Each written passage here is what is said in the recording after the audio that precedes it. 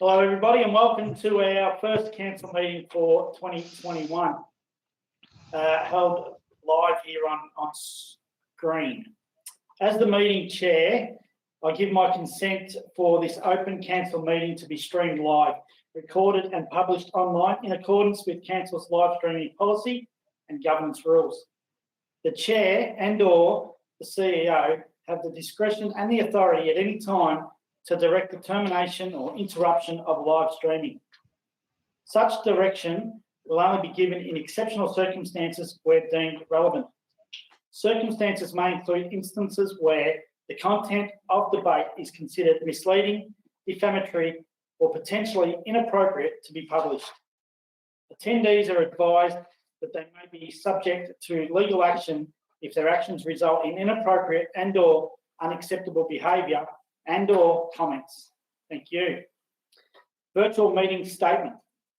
The COVID-19 Omnibus Bill 2020 provision allows council meeting attendance by electronic means. The requirements of the meeting held open to public is satisfied by the meeting being streamed live to council's internet. In the event of technical issues with the live stream, the meeting will be adjourned. Councillors are deemed as being in attendance if they can hear proceedings, they can see other members in attendance and can be seen by other members, and they can be heard to speak. A reminder to all that we turn our mobile phones off. Or in the case of an emergency, please advise the chair and switch them to silent mode. I now go to ask Councillor Holstead to read the statement of acknowledgement. Thank you, Mr. Mayor. Bass Coast, am I on? Yes, sorry, just checking if I was on mute. Bass Coast Shire Council acknowledges Aboriginal and Torres Strait Islander people as the first Australians and recognises that they have a unique relationship with the land and water. Council further recognises that we are situated on the lands of the traditional owners, the Bunurong members of the Kulin Nation, who have lived here for thousands of years. We offer our respect to their elders, past and present, and through them, all Aboriginal and Torres Strait Islander people, wherever they are. Thank you, Councillor Holstead. I now ask Councillor Lang to read the councillor statement. Thank you, Mr. Mayor.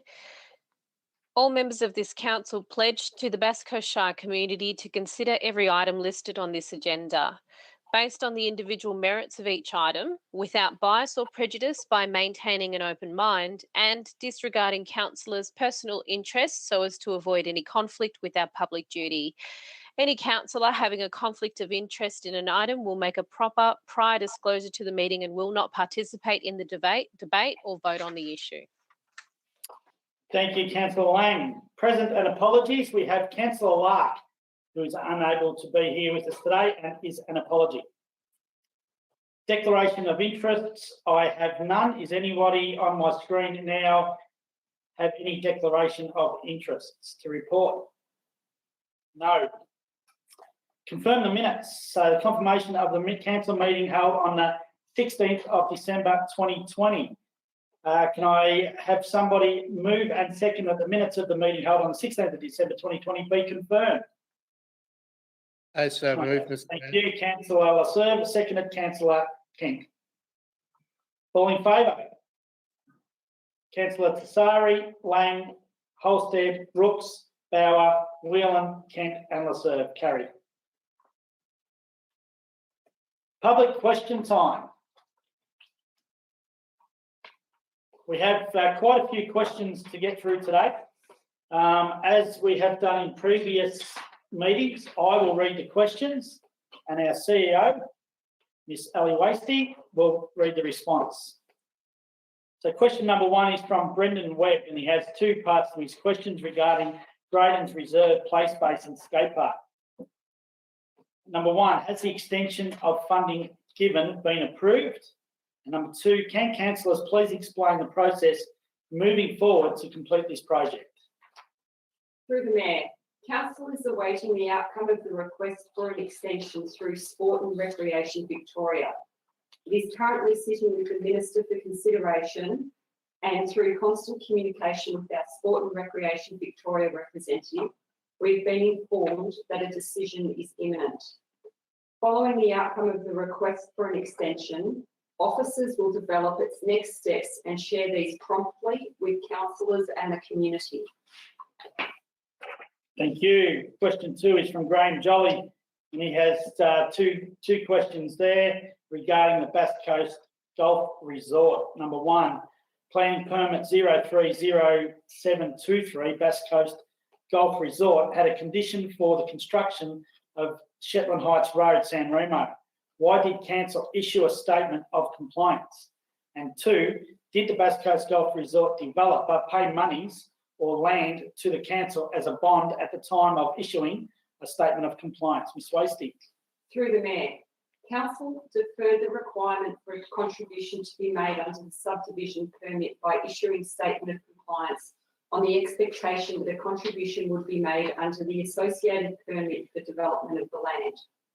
The developer commenced works under the development permit and was declared insolvent before a contribution could be retrieved. A bond of $96,822 was paid by the developer. Question 3, Gay Jolly. The topic is black spot risk assessment. Which land manager to Phillip Island is in a responsible position to allow the release of the black spot risk assessment for the Bass Coast to the public? Through the Mayor, Bass Coast Shire Council has discussed the coastal assessment report with lead organisation Life Saving Victoria and the appropriate land managers on Phillip Island, including Phillip Island Nature Parks and Parks Victoria. The full report will be displayed on Council's website by Friday, 26th of February. Question 4 from Gay Jolly as well regarding the Cows Community and Cultural Centre. Council has appointed an architect for the new Cows Cultural Centre complex for full design and changes. What is the agreed total cost for the architectural company up to the date of opening to the community? Ms Wasty. Through the Mayor, Council engaged Jackson Clement Burrows under tender 2005 for architectural services of the Cows Cultural Community Centre in line with the Council resolution on the 20th of May 2020 for a sum of $1.348 million and 360. Thank you. Question 5, Kevin Griffin, regarding rates. In past years, Bass Coast Shire has, without discipline, jacked up annual rates by multiples of inflation rate prevailing at the time. Will the new council now publicly commit that it will not seek to exceed the state government declared rate cap during the term of this current council? Through the Mayor, Bass Coast Shire Council has complied with the state government's rate cap legislation since the implementation of rate capping in 2016 and has not submitted any rate cap variation requests to the Essential Services Commission over the last 5 years. Question 6, Kevin Griffin, regarding footpaths.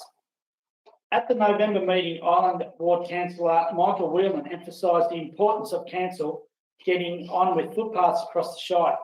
Will council now advise the community as to what new footpaths council has planned to construct during this calendar year and for the remainder of this councillor term? Ms Wasty. Through the Mayor, Council commits funding to new footpath projects through its Capital Works program. These footpath project locations will be made available annually through the budget process. Question 7 is from Andrew Fernbach, and it's 2 questions regarding community engagement policy.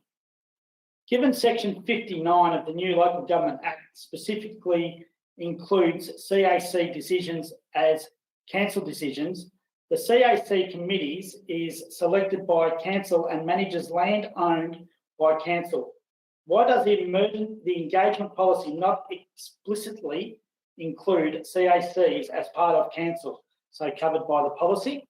And number 2, will council acknowledge the inconsistency in a policy promoting engagement, which asking polite and well-meaning community members wanting to engage the council decisions made in their local CAC to leave and continuing all subsequent meetings in secret, and also the breach of the council's transparency policy.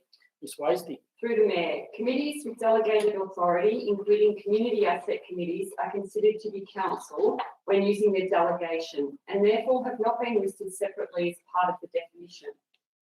This can be considered for inclusion during future reviews of the policy. Council's current policy position is for each individual community asset committee to determine whether regular meetings are open to the public. This approach is being reviewed as part of the development of a governance manual, which will be available at the end of March. There is no legislative requirement for regular meetings of community asset committees to be open to the public. This approach does not breach Council's public transparency policy. Question 8 is from Mrs. Tobin, and it's regarding Councillor Holstead's urgent business. Could you please state all 6 parts of Councillor Holstead's 25th of November motion re grass trees that were removed at the Grantville sand quarry site and state to what extent each has been addressed? Now, there's 6 parts to this question, and as after a phone call with Mrs. Tobin, she has graciously allowed me to just read one of the parts, and there'll be a response to that one part, and the other 5 parts with their response will be documented on our minutes and loaded up onto the website. And I thank Mrs. Tobin for that. Part 1, I move the Council act as a matter of urgency to ensure the grass trees removed at the Grantville sand quarry site are handled and cared for in an appropriate manner to ensure they are kept healthy and able to be replanted at the earliest possible time. Ms. Wasey. Through the Mayor, shortly after the council meeting, a site inspection was conducted. At that time, it was concluded that the quarry operation was being managed in a manner consistent with the planning permit and endorsed plans. The rest of the response will be provided as part of the council minutes. And I thank you again, Ms. Tobin. Question 9 is from Hartley Tobin, and it's regarding distinctive areas and landscapes. What is Council able to do to ensure the distinctive areas and landscapes project has time to take into account its and the community's wishes to protect certain areas before further expansion of sand mining in Bass Coast Shire and neighbouring shires, especially between Nyora, Lang Lang and Grantville and beyond? Through the Mayor, it is anticipated that the Statement of Planning Policy for Bass Coast will be released for community feedback in March 2021. At this time, Council and community feedback on the document will be requested. Council is bound by the requirements of the Planning and Environment Act to assess applications in a timely manner, and as such, a decision on this planning application is required prior to the introduction of a policy. Question number 10 is from Jack Bickley, and its topic is the Shared Pathway project. What is the amount of expenditure paid to consultants for the design of the Shared Path project in Surf Parade envelope between Veronica Street and Surf Lifesaving Clubhouse? Ms. Wasey. Through the Mayor, the design for the shared path has essentially been completed by council engineering staff. However, there has been a need to engage external consultants to provide expert advice, surveying, geotechnical, cultural heritage, native vegetation, fauna studies, geomorphic, traffic, etc. $98,859, excluding GST, has been expended on consultancy advice year to date for the 2018-19, 2019-20 and 2020-21 financial years. Thank you, Ms. Wasey. Question number 11. I nearly skipped one. Question number 11 is from Keith Godridge, and it's regarding the Shared Pathway project. And there's 2 parts. Number 1, has Council's application to DELWP for the extension of the Surf Parade Shared Pathway project been approved? And 2, if the application has been refused, what are the stated reasons for the refusal? Through the Mayor, Council has met with the Department on the 18th of December 2020 and 12th January 2021 to discuss its application.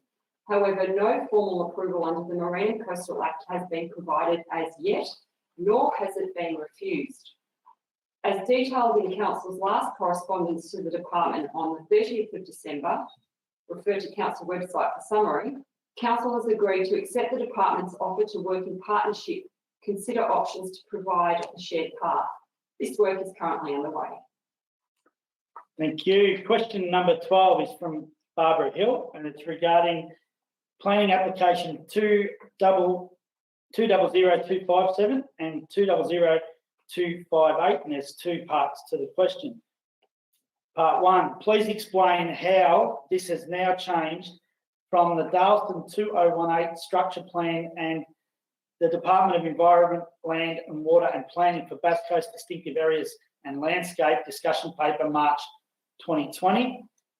And two, how can this be classified as reasonable and fair to compromise our quality of living with additional dwellings and residents with higher foot traffic in the area, given two already subdivided in 2020, plus in process applications 200257, 200258 and 200308, if approved, total 5 subdivisions. Ms Wasey. Through the Mayor, councillors will consider and debate all aspects and implications of this issue as part of council's agenda. Okay, now the next questions from question number 13 to question number 21 I'll read out all the questions. I'll name everybody and I'll read all the questions, but there'll be the same response at the end given by Ms Wasey. So question number 13 is, and I apologise if I get the surname wrong, Barbara Moach, and it's regarding topic number H1, planning application 120388-1, 1381 to 1395 Bass Highway, Grantville. Number one, will council review and amend their week report to include the Minister's declaration of Bass Coast as a distinctive areas landscape 2019, the Bass Coast Shire Council's own biodiversity BioLink strategy 2018, and the Bass Coast Shire Climate Change Action Plan ratified in 2020 with its goals for the Shire's carbon neutrality by 2030.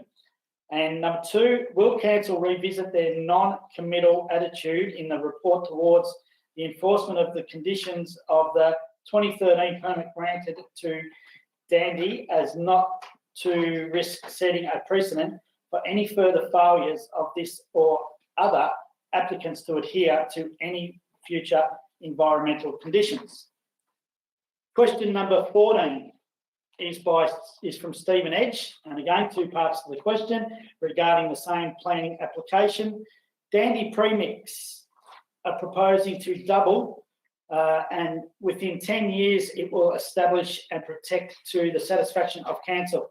How can council say that they are satisfied the agreement will be honoured, given that they've admitted that they've failed dismally so far? Number two, I am genuinely confused. How can the summary in respect to the planning application 120388 state that the applicant has complied, page 33, when no rehabilitation has taken place? A measure that is proposed but not happened isn't compiled, is it? Question 15 from Glenys Edge, same planning application. Question number one, could you please tell me where the submitted rehabilitation plan can be found, and is this enacted only after 40 years or before? Question number 16 is from Nola Maxfield regarding the same planning application. Has council seen a detailed plan outlining rehabilitation and revegetation by Dandy Premix? If there is such a plan, does it align with council and community values and not hold any risks for the environment, community and council finances for the future should it not be followed? Question number 17 is from Sue Packman, and it's regarding the same planning application. Why is it that the Biodiversity BioLinks Plan 2018, being such an important policy in the guidance revegetation and biodiversity outcomes in our area, not a reference document or an incorporated document in the Bass Coast Planning Scheme? Number two, has the Biodiversity BioLinks Plan 2018 been purposely ignored because it reflects the community's wishes to build the wildlife corridor between the Gerties Nature Conservation Reserve and the Grantville Bushland Reserve?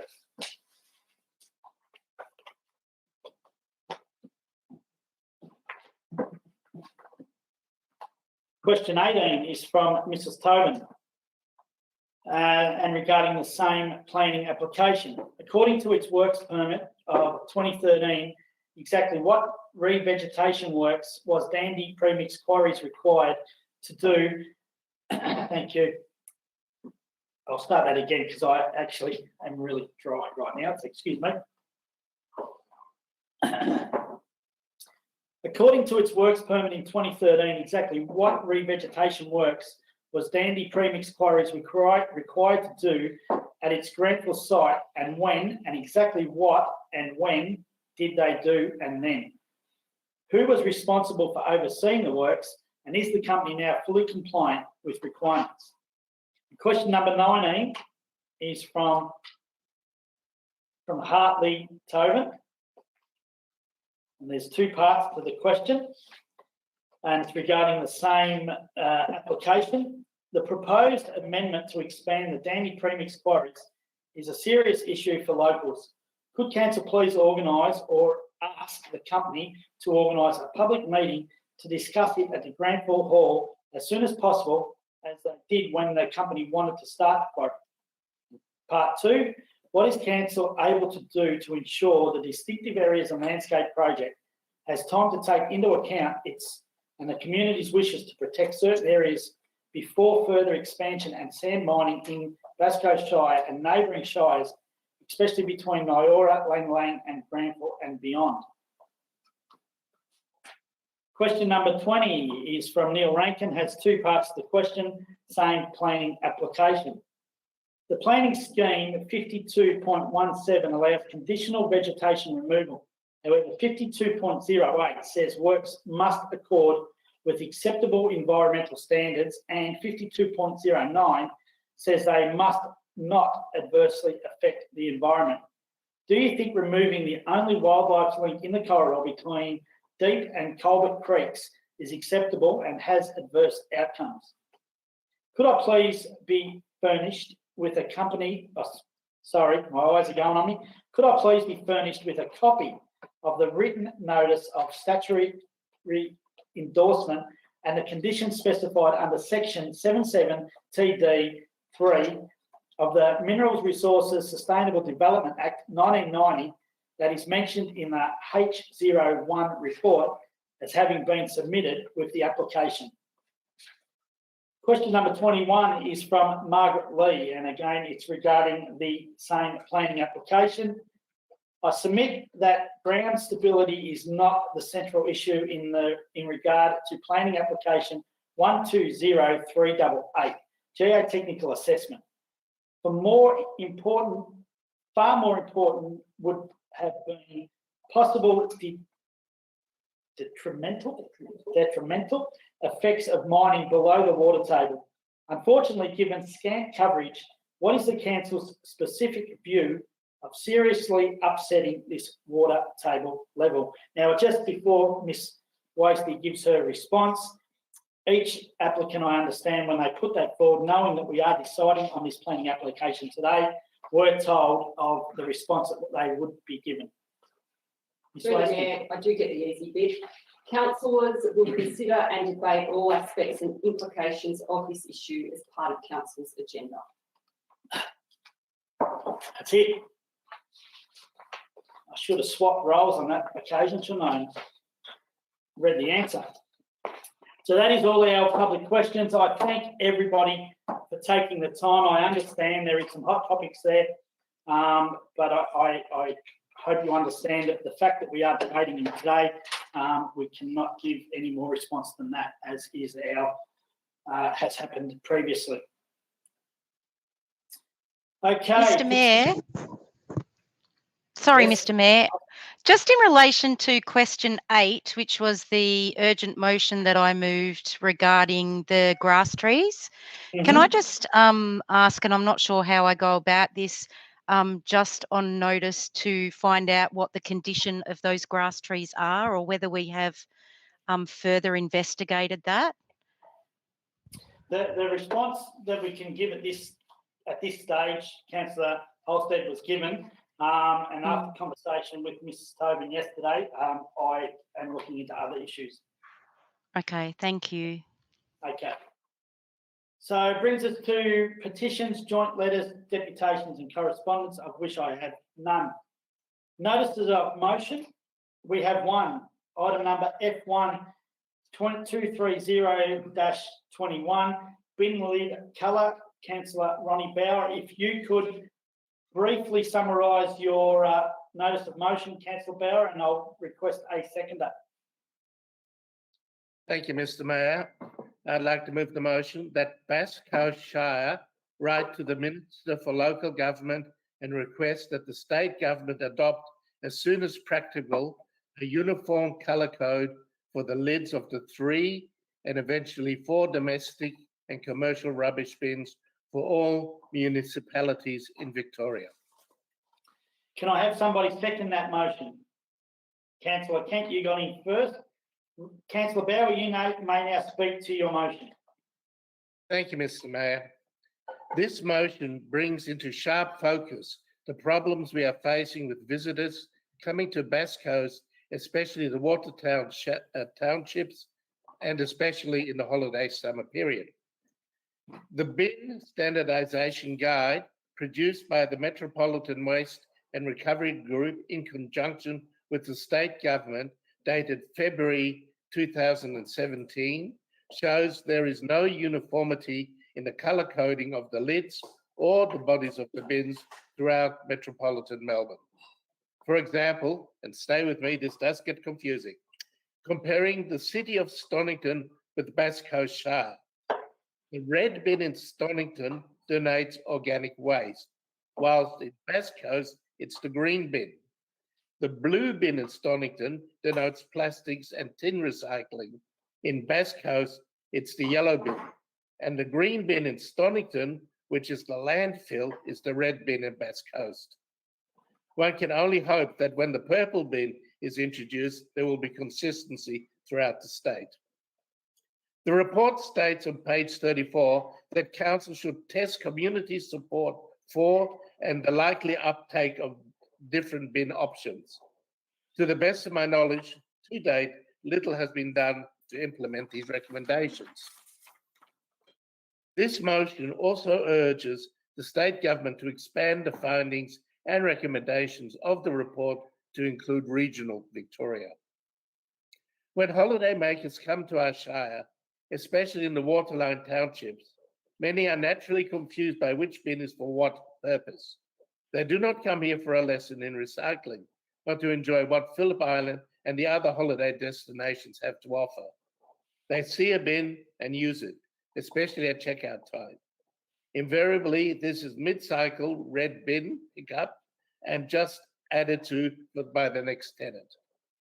I acknowledge this is predominantly a problem for the short-term stay people or for the ratepayers who use their properties infrequently, but nevertheless, it is a problem.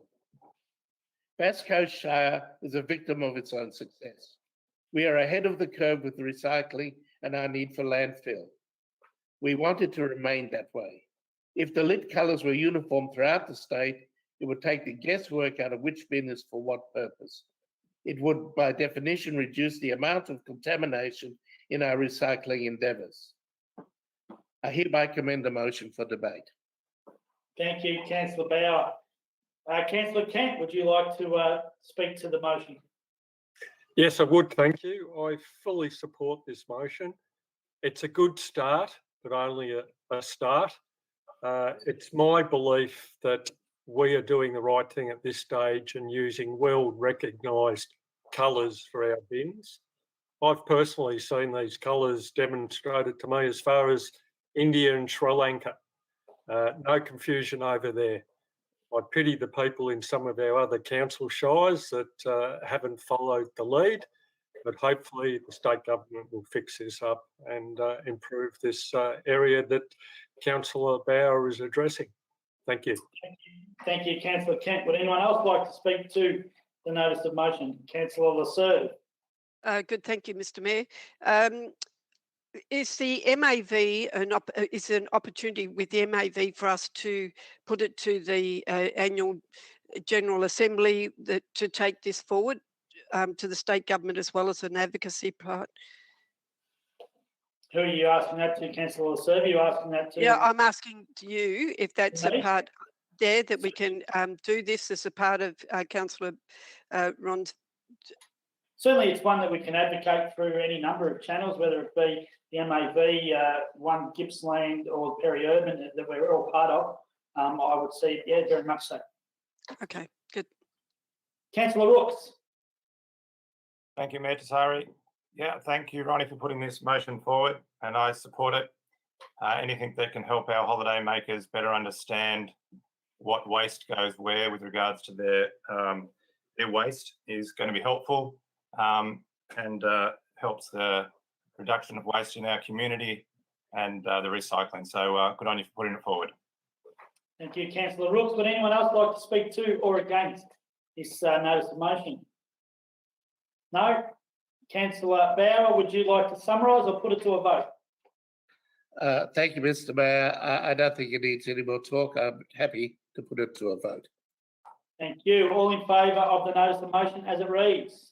Councillor Tessari, Lang, Holstead, Rooks, Bauer, Whelan, Kent and Lasserve. Carried. Okay, brings us to the Mayor and Councillor reports.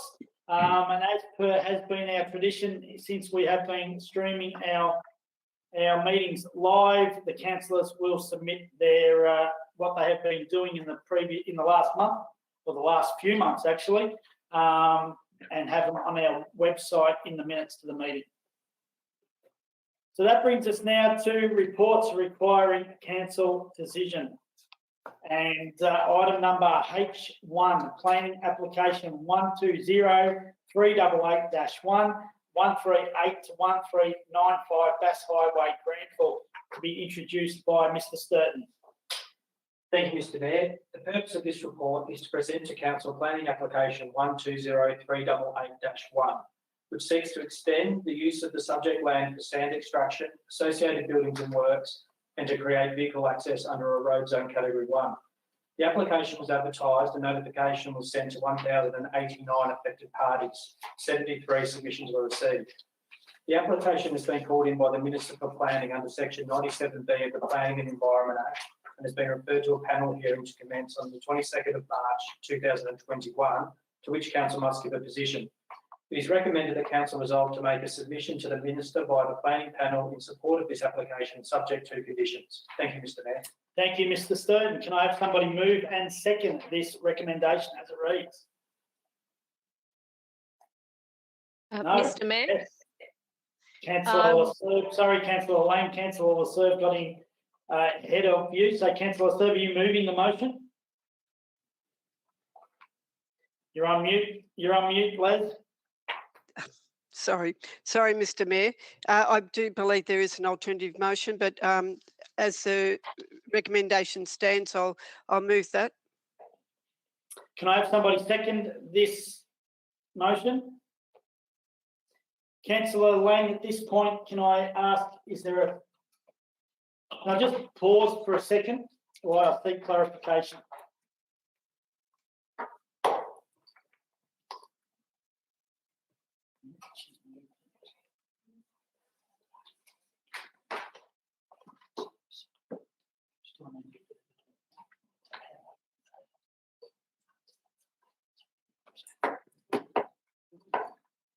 Thank you. Sorry about that. I just need a clarification. Councillor Lang, as I was about to go to, did you have a alternative you wanted to foreshadow?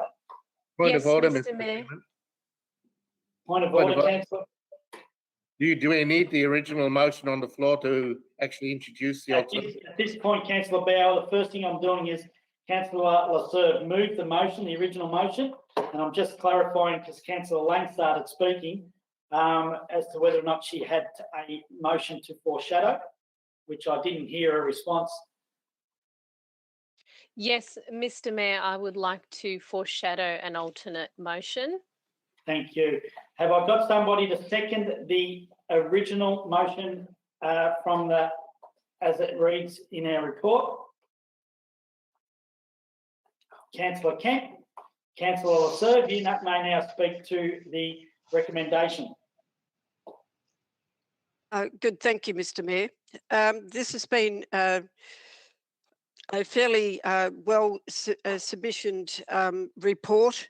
What it does is prepares council to prepare a report, a submission to the government to either support or not support this application, the amendments to the planning permit with conditions.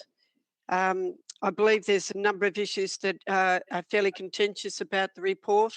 I think that in 2013, when the application was presented in its first round, there was a lot of consideration given to the buyer's link and the area of the restoration of the vegetation. I'd like to know, I have a question for the officers, if I may ask. At any time, have council, what action has council or has any enforcement taken place on this application, on the planning permit issued under the 173 agreement? Has there been any enforcement or action taken against the applicant for not complying with their work permit? Through you, Mr. Mayor, I'd take that on notice. Okay. There has been a number of issues with this, and I must say historically this is a farm, it was a farm block, it was brought privately for the intent of extracting the sand that was underneath it. The sand is a geological factor which only you'll find on that ridge right through there to Nyora and the Gerties, etc. You can't get sand out of Wonthaggi because Wonthaggi had coal in it and that was extracted. I think there needs to be consideration given to many parts of this and a kind of a more positive attitude taken to what the community have been up in arms about, and that certainly by community members going to the Minister directly regarding the trucks proceeding 7 kilometres towards Wonthaggi and turning left out of the pit now fully loaded, and then they go 7 kilometres towards Wonthaggi, change into the right-hand lane and do a U-turn and come back within that Phillip Island traffic coming back another 7 kilometres. So I just want to say to councillors that to me is a large environmental impact and must be addressed as a matter of safety and environmental principles. I acknowledge the 73. To wrap it up, please. Sorry, I just want to acknowledge the 73 submissions to this application. Many of those are local people. We need to make sure that we find the correct balance of what's in the conditions and what we can do for the community. Thank you. Councillor Kent. Mayor Tessari, I have seconded this motion purely for the purpose of debate, as I was interested in what Councillor Lasserve was going to say, but I look forward over the next few minutes to see how this progresses. Thank you. Thank you, Councillor Kent. Would anyone else like to speak to or against the notice of motion as it reads? The motion as it reads, I should say, sorry. Councillor Whelan. Yes, I can't believe we're even talking about this resolution. It doesn't address any of the issues that were highlighted in the 73 objections. To approve this in the light of those objections would be, quite frankly, an absurd position to adopt. What concerns me so much about this is the lack of, or the clash rather, that occurs between this industry in our shire and the overwhelming industry that benefits this shire, which is under the visitor economy. The community might be up in arms about it, but this resolution won't address that. There are two things that constrain this resolution. I do understand where the officers have come from, and that is that matters such as the BioLink strategy and the climate emergency declaration are not taken account of in the planning scheme. Now, there's work occurring for the climate emergency to be addressed, and we certainly need that work in relation to the BioLinks. But without that, to approve this resolution recognises its inadequacies, that it's only constrained by an inadequate planning scheme, would be quite an absurd thing to do. Thank you, Councillor Whelan. Would anyone else like to speak? Councillor Rooks. Yeah, look, I'm totally opposed to the motion and like to thank the 73 objectors, which had put in their comments previously and also the reminders they've given us this week. I can't support this application because there's 34 acres of vegetation that I've calculated, I believe is going to be removed. I've worked that out to be 8 MCGs. And if you just picture that, then you would realise why we should not be supporting this application. I have no confidence in Danny Premix to fulfil their re-veg from their past performance. And so, again, no reason to support their motion. That's all I'd like to say. Thanks. Thank you, Councillor Rooks. Councillor Lang. Thank you, Mr. Mayor. I would not be supporting this motion based on the fact that it doesn't go far enough to address any of the community's concerns. Furthermore, I think that that the council has a responsibility to the community to develop some sort of approach to the planning panel that is a lot more detailed and does include those concerns, which include the removal of 8 MCGs worth of vegetation and the noise and amenity and consequences as a result. The report doesn't go far enough, and I'm not sure that the argument that the BioLink strategy and the climate emergency declaration not being in the planning scheme, I'm not entirely convinced that just because they're not in the planning scheme that they shouldn't be considered as factors in taking into account when considering this application. Thank you, Councillor Lang. Councillor Holstead. Yes, I'd just like to reiterate Councillor Whelan, I won't be supporting the officer's recommendation on this one either. I think one of the biggest things that we face is that we haven't quite caught up with the fast pace that the environmental sector is working at, and our legislative frameworks struggling to keep up. I agree with Councillor Lang that we should be making this decision even though those strategies are not part of the planning, and we should also be really pushing to get those strategies in as part of our planning scheme. And I'd also like to see council work on, given that we have so much sand mining in the Bass Coast Shire, work on a sand mining strategy that because this won't be the first. And in saying that, I'd also like to be careful that we're not singling out one operator here, and that this is, I think, a industry-wide issue. And I would like to see maybe Bass Coast Shire take a bit of a lead in pushing for a more wider strategy across the state, and we can start by having our own local strategy. So yes, they're the reasons that obviously everyone has pointed out, and we will obviously discuss in the foreshadowed motion by Councillor Lang further on this. So on those grounds, I won't be supporting the recommendation. That'll only be Councillor Holstead if the original motion gets lost. Would anyone else like to speak to or against this motion? Councillor Bauer. Just for the sake of everybody voicing their opposition to this motion, I'd like to say that I agree with everything that has been said, and I will not be voting for this motion. Thank you, Councillor Bauer. Councillor Lasserve, I believe that's everyone. Yep, Councillor Lasserve, would you like to summarise or put it to a vote? I'll put it to a vote, Mr. Mayor. I think everybody's made their sentiments quite clear. Okay, all in favour of the motion, the recommendation as it reads? Seems I put it to the vote. Councillor Lasserve, and against? Councillor Tassari, Lang, Holstead, Rooks, Bauer, Whelan, Kent. Lost. So we now go back to the foreshadowed alternative put forward by Councillor Lang. If you could please just briefly summarise your alternative at this stage.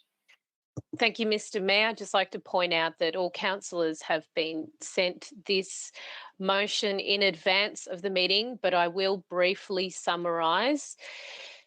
The key points to the alternative motion are as follows, and I'm paraphrasing. This decision has been taken out of our hands by the Minister for Planning because he believes that the project is of importance to Melbourne's big build. There are 73 objections to the application that we received when it was before council, and we have received numerous objections as a result of what was in the agenda. Our own sustainability department rejected the application on grounds it directly conflicts with the council's biolink strategy. The key compartment of bushland proposed to be removed in this application is the only piece of north-south bushland access for wildlife within the Gurneys Reserve. Please, I'll Councillor Lang, summarise. I need to get seconded before you actually talk to the motion. My bad. Thank you. Would somebody like to second the alternative motion foreshadowed by Councillor Lang? Councillor Holstead. Now, before Councillor Lang, you start again, I would just like to, for the sake of our viewers, just let everybody know that this foreshadowed alternative motion put forward by Councillor Lang is 12 pages long, so we won't be able to put it up on our screen. But so everybody knows out there, we have been given a copy of this previously and we have all read it. Okay, Councillor Lang, speak to your motion, but remember you have only 3 minutes. Thank you, Mr. Mayor. I will speak to my motion. I think the key element here for this alternative motion is that council does not support the application in its current form that we received in the agenda, and that were we in a position to consider it further, the following elements would need to be taken into account by the council. So council would need to see a final site rehabilitation plan as required by the relevant statutory authority, because we are concerned that the $90,000 current rehabilitation bond is insufficient, and that we'll be writing to the minister to request the Earth Resources Regulator to request a review of that bond. Furthermore, the recognition that the decision on this planning application has been taken out of our hands, but that does not mean that we aren't going to have a red hot go at putting forth a strong case before the planning panel to protect our natural spaces and the community's noise and amenity concerns. We are not convinced, and this is something that will be, the motion talks about, writing to the minister about, that we are not convinced that should Dandy Premix default on their rehabilitation obligations, that there is potential for them to default based on the history of them not actually complying. And granted, council probably could have worked a lot harder to enforce the obligations, but just because someone isn't keeping an eye on you, it doesn't make it okay to let down your end of the bargain. So this means council is legitimately worried. I put that council is legitimately worried about Dandy Premix not adhering to the future vegetation conditions. We also write to the minister to request that there is some sort of community benefit scheme similar to what is in the energy sector for the community to benefit should this project be given the go-ahead. This bushland corridor is absolutely critical to the wildlife there. So if this was to go, if the application were to be approved, we would want to see the revegetation to create another bushland corridor, which is adjacent to that particular tract of land, sufficiently revegetated before that coarse sand extraction pit was going to go ahead. There are a number of other, I'm wary of the time. I also wanted just to quickly point out that when the Minister for Planning actually declared the Bass Coast Shire as a distinctive area landscape, and I quote, he said, "This declaration acknowledges the special significance of this region to all Victorians to protect it for generations to come." And it is clear that the approval of this this application does not in any way align with that declaration. It doesn't align with the BioLink strategy. They might not be part of the planning scheme that we have before us, but they are still extremely valid reasons to take into account that this application doesn't conform Councillor Wayne, I with ask the to finish conditions up if I can, please. for approval for this shire. Thank you. Councillor Holstead. Yes, thank you, Mr. Mayor.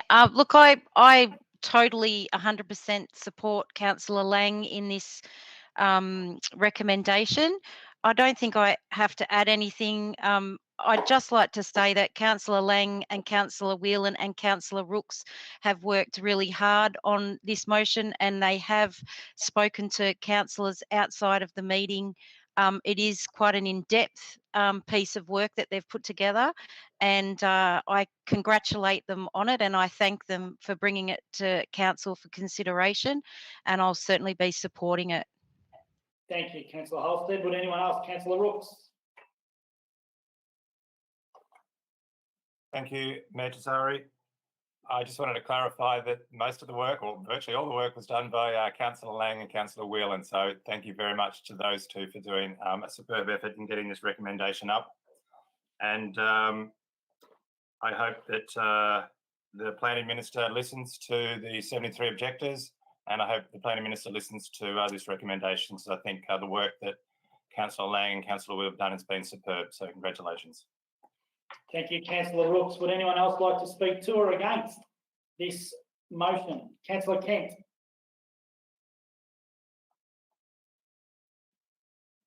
Thank you for that. I fully support this, and I would like to thank those three council members. I'd also like the objectors to have a good think about putting in their own submissions too. A lot of weight behind local people doing it. But also I'd like to some clarification, Mayor Tesari. Is it correct that we do not receive any rates from this location, but we will be required to enforce any issues there at our cost? I'm looking around the room, Councillor Kent, and I'm going to take that on notice if I can, because I don't seem to have anyone jumping out of their skin to reply to that. So I'll take that on notice. No, that's fine. It's one of those questions that you ask thinking that you do know the answer, but I just wanted the clarification there. It'd probably be worth the community to find that out too, that the Minister is considering something for the whole of Melbourne, which I think it's great. We need sand for our development, but certainly the state government would be getting royalties out of this. But what are we as a community down here getting out of this? Thank you. Thank you, Councillor Kent. Councillor Lasserve. Thank you, Mr. Mayor. Look, and I agree that we need to address in the planning scheme, the BioLink plan and our climate emergency strategy as well. And we should be agreeing to do that as soon as possible.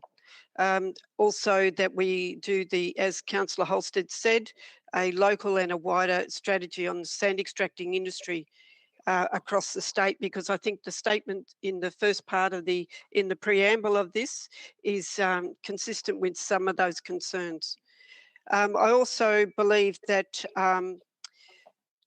that the conditions that were brought forward through the other recommendations are very valid and strong for the community, but my concern is still around the hours of operation for the community who live in that direct vicinity to have processing works happening until 2 a.m. And I don't think that's been addressed. Look, I will support it in the principles that we have brought forward those recommendations basically out of the report. Thank you, Councillor Lasserve. Councillor Whelan. Thanks, Mr. Mayor. Yeah, I'll support it as well. I just want to make a couple of comments around the nature of the minister's letter, which is quoted at the start, or part of it is quoted at the start of this resolution. And it clearly indicates to me that this is based on Melbourne's needs. It's very Melbourne-centric.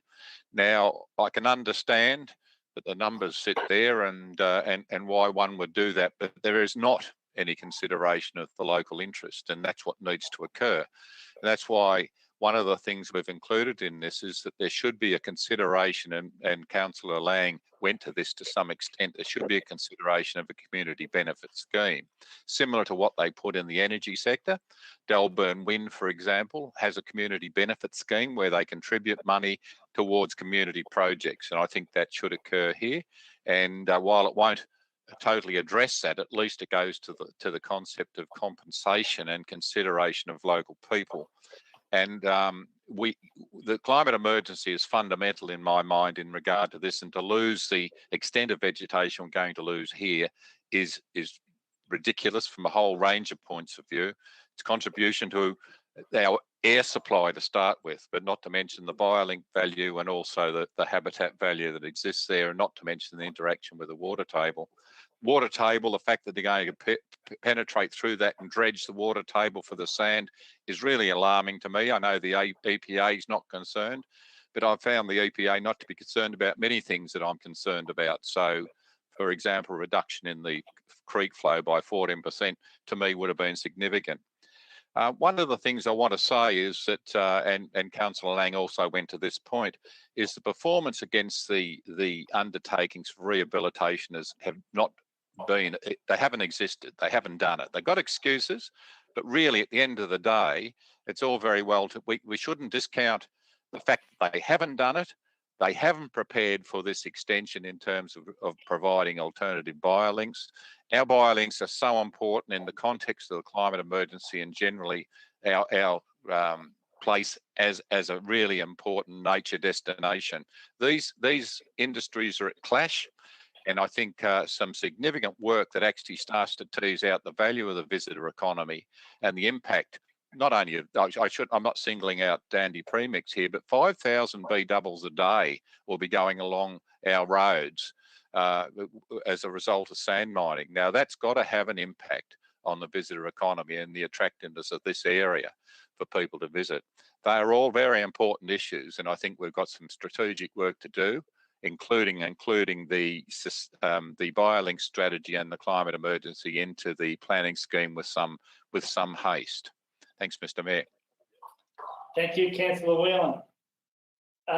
Would anyone else like to speak to or against this recommendation or this motion?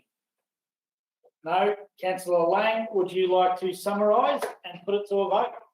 Thank you, Mr. Mayor. I just wanted to thank everybody who has put a lot of work into making some really, really strong objections to this, to the original application before council.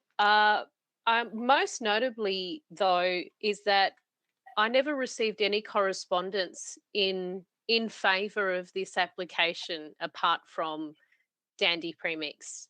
So I think that's pretty telling that none of the community contacted me, and I'm not sure if anyone's contacted the other councillors, but had contacted me to say, hey, we think that this project is a good idea.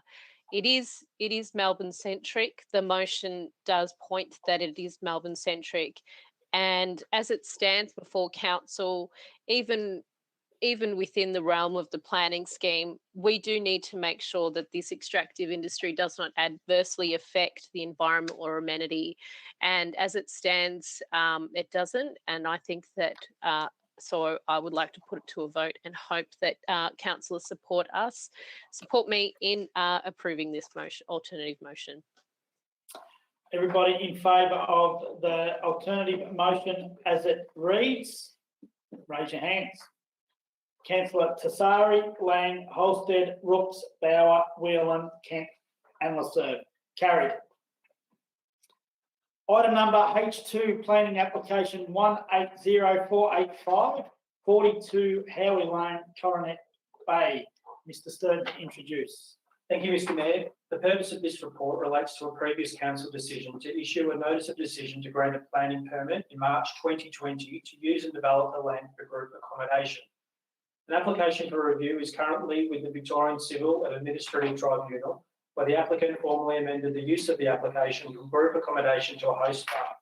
The proposal of the land has not changed since the March 2020 decision, and this amendment is procedural by nature. It is recommended the council resolve to notify VCAT of the decision to alter the permit application 180485 use from group accommodation to use as a host farm. Thank you, Mr Mayor. Thank you, Mr Sturton. Can I have somebody move and second this recommendation? Councillor Kent, and seconded Councillor Rooks. Councillor Kent. Thank you for that, Mayor. Somebody had to jump in. Look, we are purely here as a result of the current VCAT hearing to consider changing the category from group accommodation to host farm accommodation. I feel that by categorising it as host farm, it tightens this whole situation up. I have my own beliefs in regard to the success or failure of this business.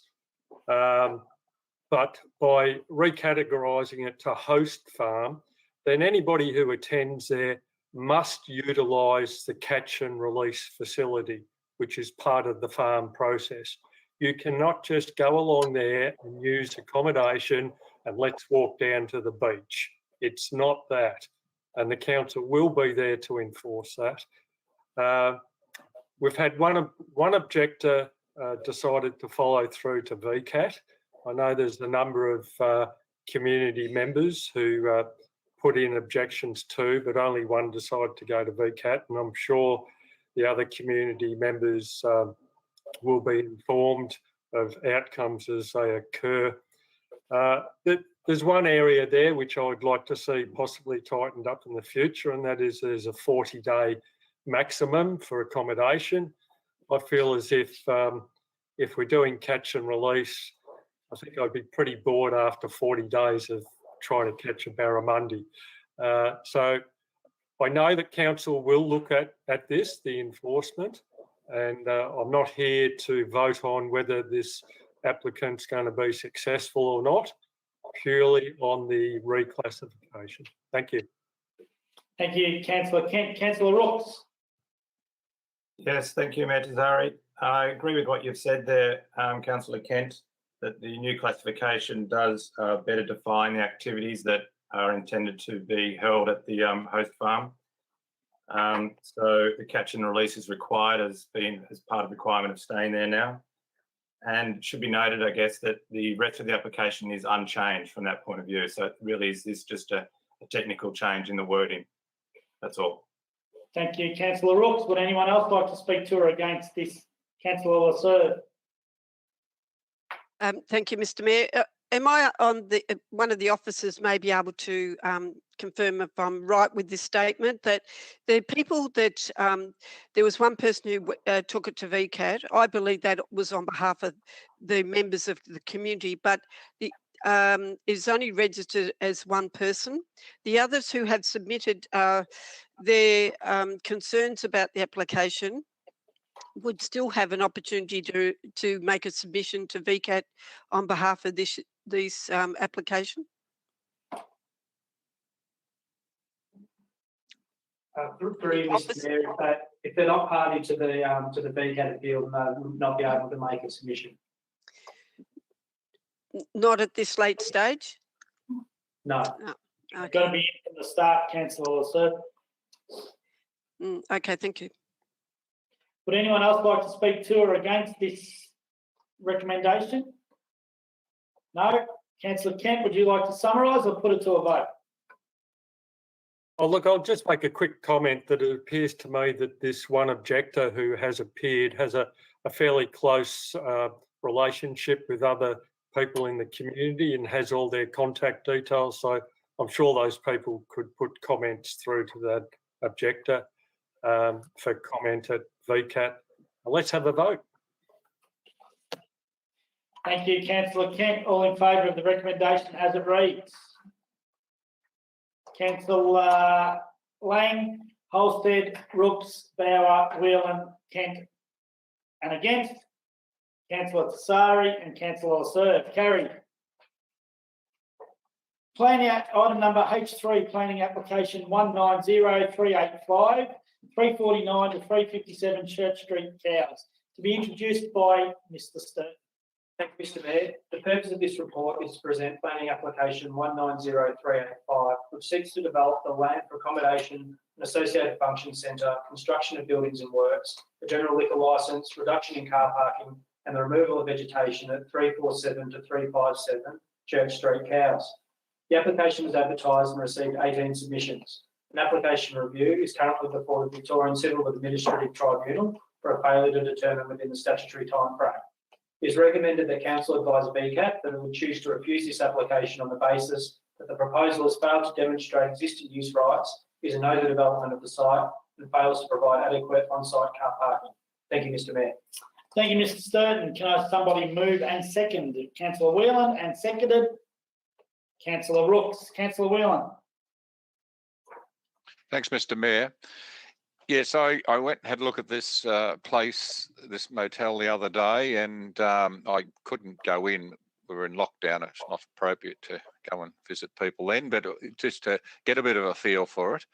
I did have the sense of it being an overdevelopment. I would have liked to have, as I say, to have had a closer look at it. But I note that there's been some developments in terms of the applicant has indicated to councillors, at least, that they would propose to make changes to their application, and indeed that's been supported by a number of people from the community. But I stress that council has not at this stage seen those things occur on a plan. There has been a lot of opportunity for the applicant to do so, and I guess what they need to do is to get that to council as soon as possible, marked up plans with the changes that they're now proposing with their new application. I think on the face of what we have before us, though, I support the resolution that we would refuse. Thank you, Councillor Whelan. Councillor Rooks. Yes, the old Hollywood Hotel, as I remember it. I remember driving past that many times in my life, and it's sort of ironic that over those years I haven't seen it being that active in that time, over 20 years. And this application, one of the reasons why we need to knock it back is because of the existing rights issue, that this business should have been operating for at least 2 years in its current form to put this application in. And without this existing rights happening, then the application doesn't apply. So notwithstanding that, it's also, as been stated by Michael, it's an overdevelopment. There's a lot of vegetation that disappears, and there's parking issues as well. But it's the existing rights that it doesn't apply is the main issue why we need to knock it back. Thank you, Councillor Rooks. Would anyone else like to speak to or against this recommendation? Councillor Wang. You're on mute, Les. And I say that for Councillor Lark, I'm sure is watching. Apologies, Mr. Mayor. I would like to support the recommendation in this, based on the fact that I've received very, very last minute correspondence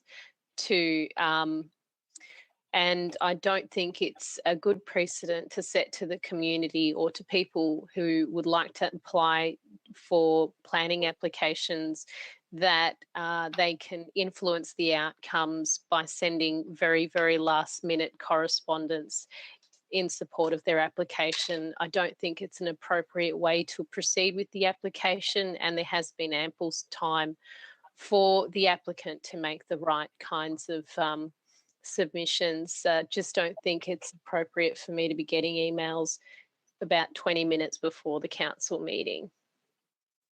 Thank you, Councillor Wang. Would anyone else like to speak to or against this recommendation?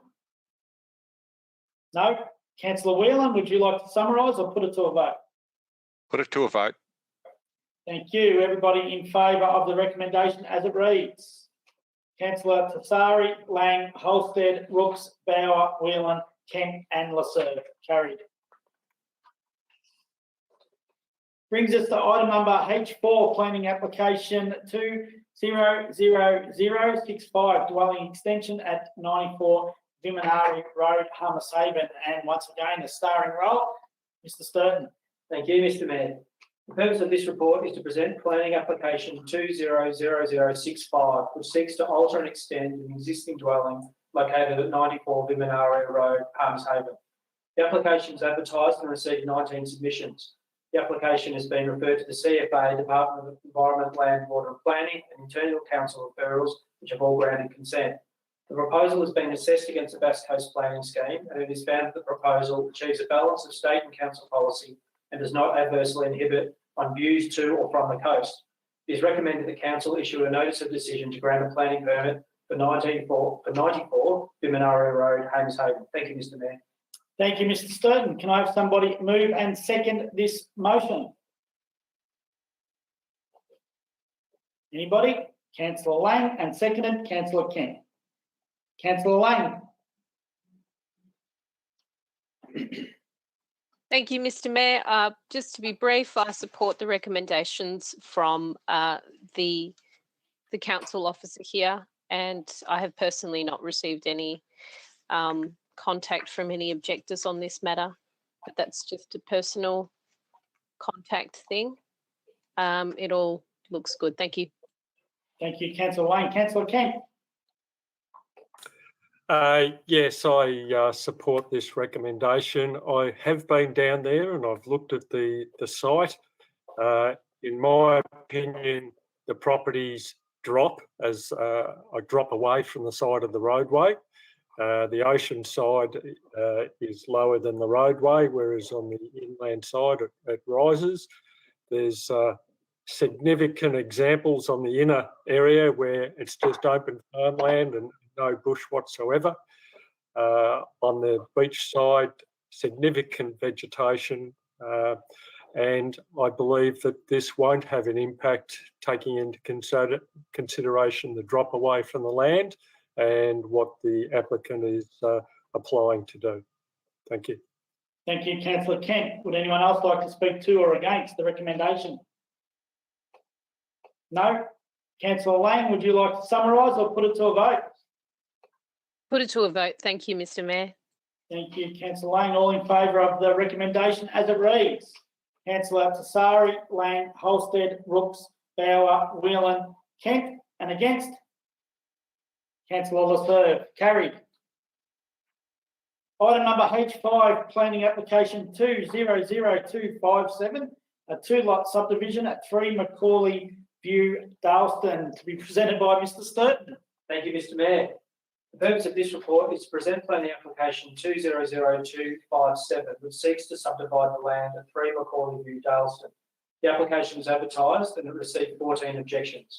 The proposal has been assessed against the Bass Coast Planning Scheme and found to meet state and local requirements. It is recommended the council issue a notice of decision to grant a planning permit for the subdivision of 3 McCauley View, Dalyston. Thank you, Mr. Mayor. Thank you, Mr. Sturton. Can I have somebody move and second? Councillor Lasserve, you want to move? Mr. Mayor, I have an alternative motion. You have an alternative motion. Would you like to, have we got that to put up on screen? Yep.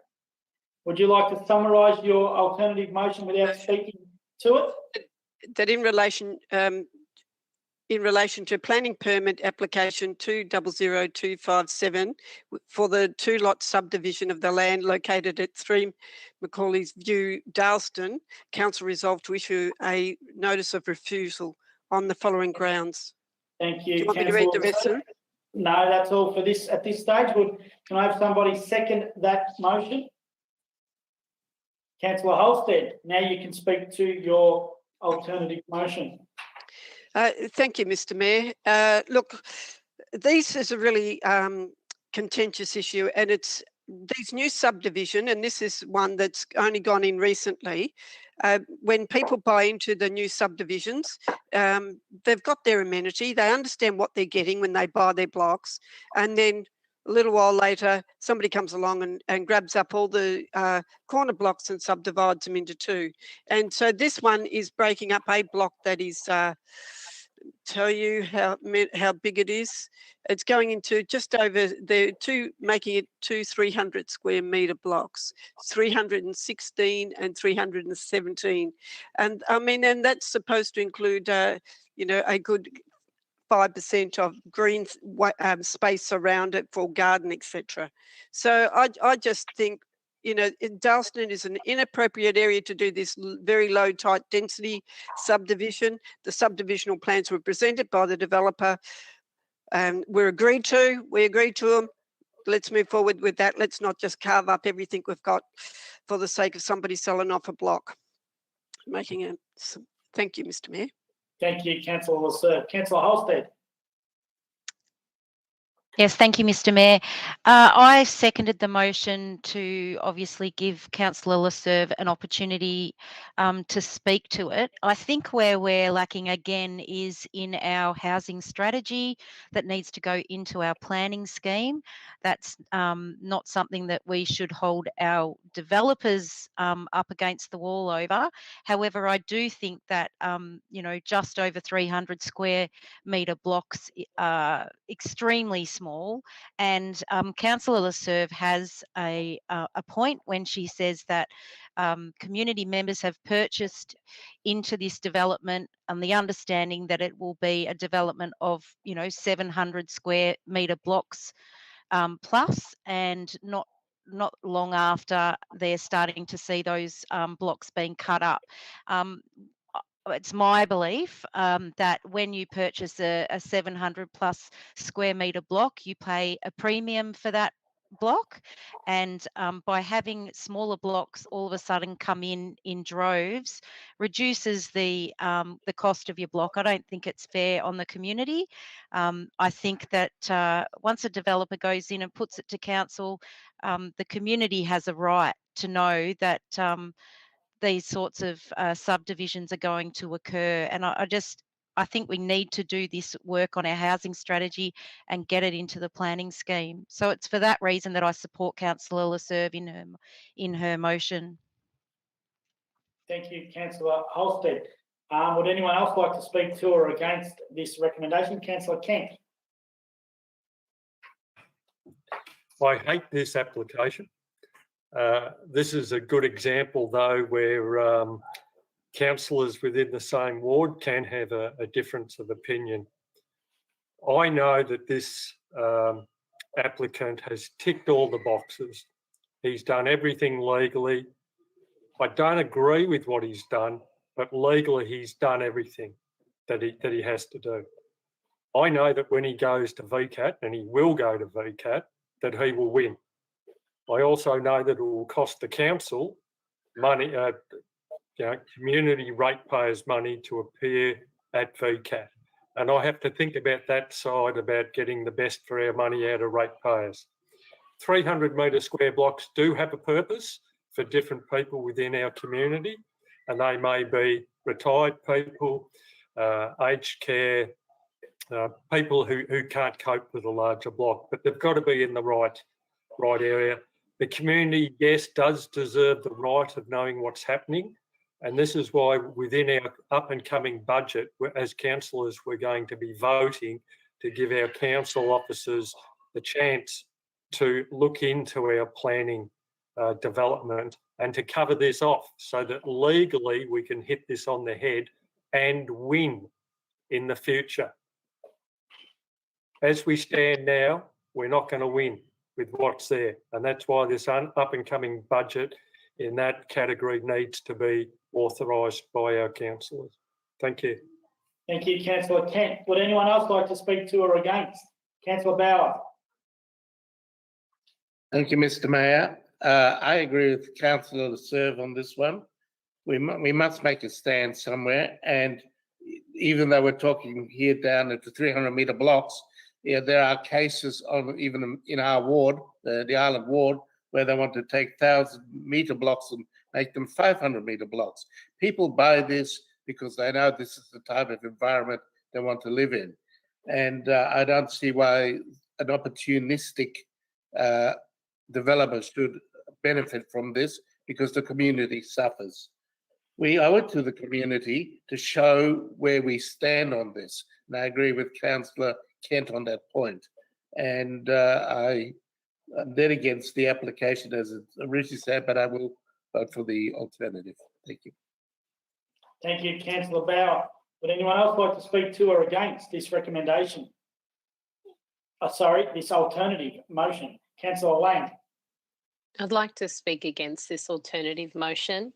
I think that we can't keep knocking back subdivisions just because we need better planning, because we're simply just wasting council resources by having to argue it in VCAT, which inevitably we lose. The other consequence of not providing enough subdivisions in the community is not providing enough affordable housing. If we are, and I agree with, and I think that, I think that the housing strategy needs to be looked at more effectively so that people who buy into these new developments don't have incorrect expectations about what their blocks around them are going to look like. Subdivisions are an inevitable part of developments in new estates, and they're also an inevitable part of developments in old estates with big blocks, especially if you don't want your town boundaries to increase. So I think that we as a council need to develop affordable housing for the community. We need to develop a better plan for the community to address their expectations about what their neighbourhoods might look like. And I think that this new estate could easily deal with the density of a couple more units on a corner block. Thank you, Councillor Lang. Would anyone else like to speak to or against this recommendation? Councillor Whelan. Thanks, Mr. Mayor. No, I support Councillor Lasserve on this. This is gaming the system. These people know from the outset that these blocks are available. They're going to buy them up and they're going to split them off. It's nothing to do with sustainable housing. What we'll have built on this will probably be something that goes from fence to fence, doesn't have a single tree, and has a whopping great big air conditioner banged on the roof of it. It's gaming the system. Okay, there are inadequacies in our planning scheme and all the rest of it that allow this to happen, and we do need to address that. But at this point in time, I think it's time we actually said, no, this is wrong. We want some decent planning, and it's our job to get our act together. But on this instance, I support Councillor Lasserve. Thank you, Councillor Whelan. Would anyone else like to speak to or against the alternative motion? No? Councillor Lasserve, would you like to summarise or put it to a vote? Well, I do want to have another say, Mr. Mayor. You're right. Yeah, we do. It's one of the things, and we've come up against that already in one of the reports we've already dealt with, things that are not in the planning scheme. So number one, that's what we've got to tackle. And we can't just make it a housing strategy if it's got no teeth. And I think that this is happening right across the Shire, and we have to make a decision about where our town centres are and that lower density. You should have an expectation when you move into a community that you're not going to be having that kind of amenity that is overpopulated, urbanised, and you can't even get a tree in your garden. I agree with Councillor Whelan, his statement about it. This wasn't about the subdivision. This is about splitting up blocks and selling one off, making money, or selling them both off. So it's like doubling your money. I didn't say that the developer, this applicant, had done anything wrong. And as far as having a fear about officers having to go to VCAT, well, look, I think that we've dealt with some applications already that would indicate that there could be VCAT implications. I'm not fearful of that. And there's the thing about traffic management. When the subdivisions are planned with our officers, it is clearly based on the density of those blocks and a potential of those, the traffic and the drainage is around that, not doubling it by splitting everything up. So I put the alternate motion to the councillors. Thank you, Councillor Lasserve. All in favour of the alternate motion as it reads?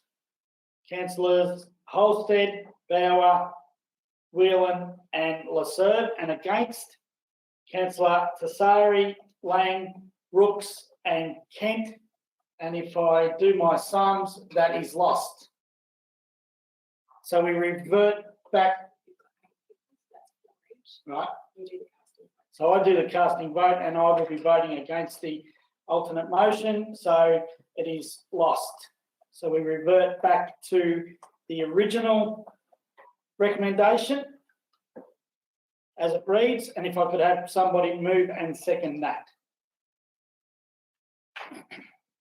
Councillor Kent, and seconded Councillor Lang.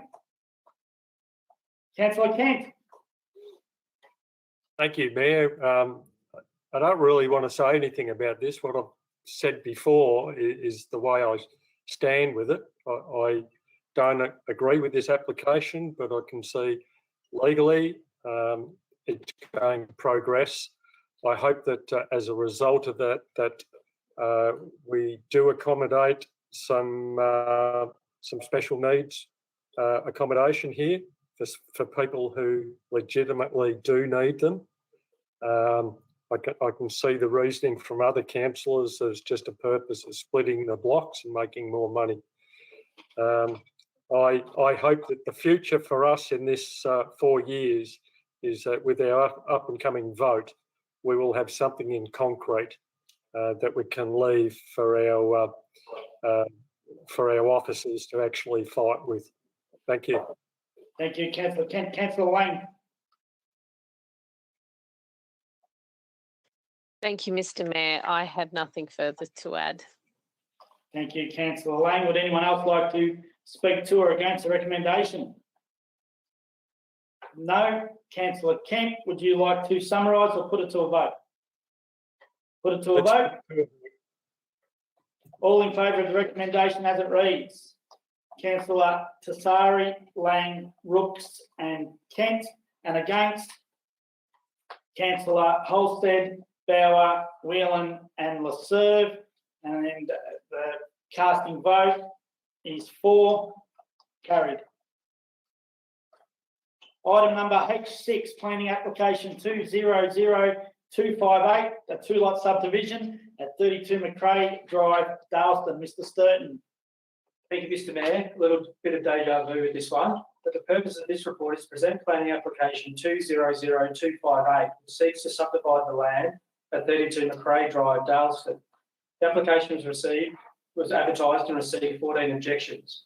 The proposal has been assessed against the Bass Coast Planning Scheme, found to meet state and local requirements. It is recommended the council issue a notice of decision to grant a planning permit for the subdivision of 32 McRae Drive, Dalyston. Thank you, Mr. Mayor. Thank you, Mr. Sturton. Can I have somebody move on second? Councillor Laserve, you're moving? No, Mr. Mayor, I'm just saying that I have an alternate motion. Would you like to, if we can get that up, summarise, if you can, without speaking to your motion at this point, Councillor Laserve? Okay, in relation to the planning application 200258 for the 2-lot subdivision of the land located at 32 McGrath Road, Dalyston, notice to refuse. McRae Road, Dalyston, notice to refuse. Thank you, Councillor Laserve. Can I have somebody second that motion, that alternative motion? Councillor Holstead, Councillor Laserve, you can now speak to your alternate motion.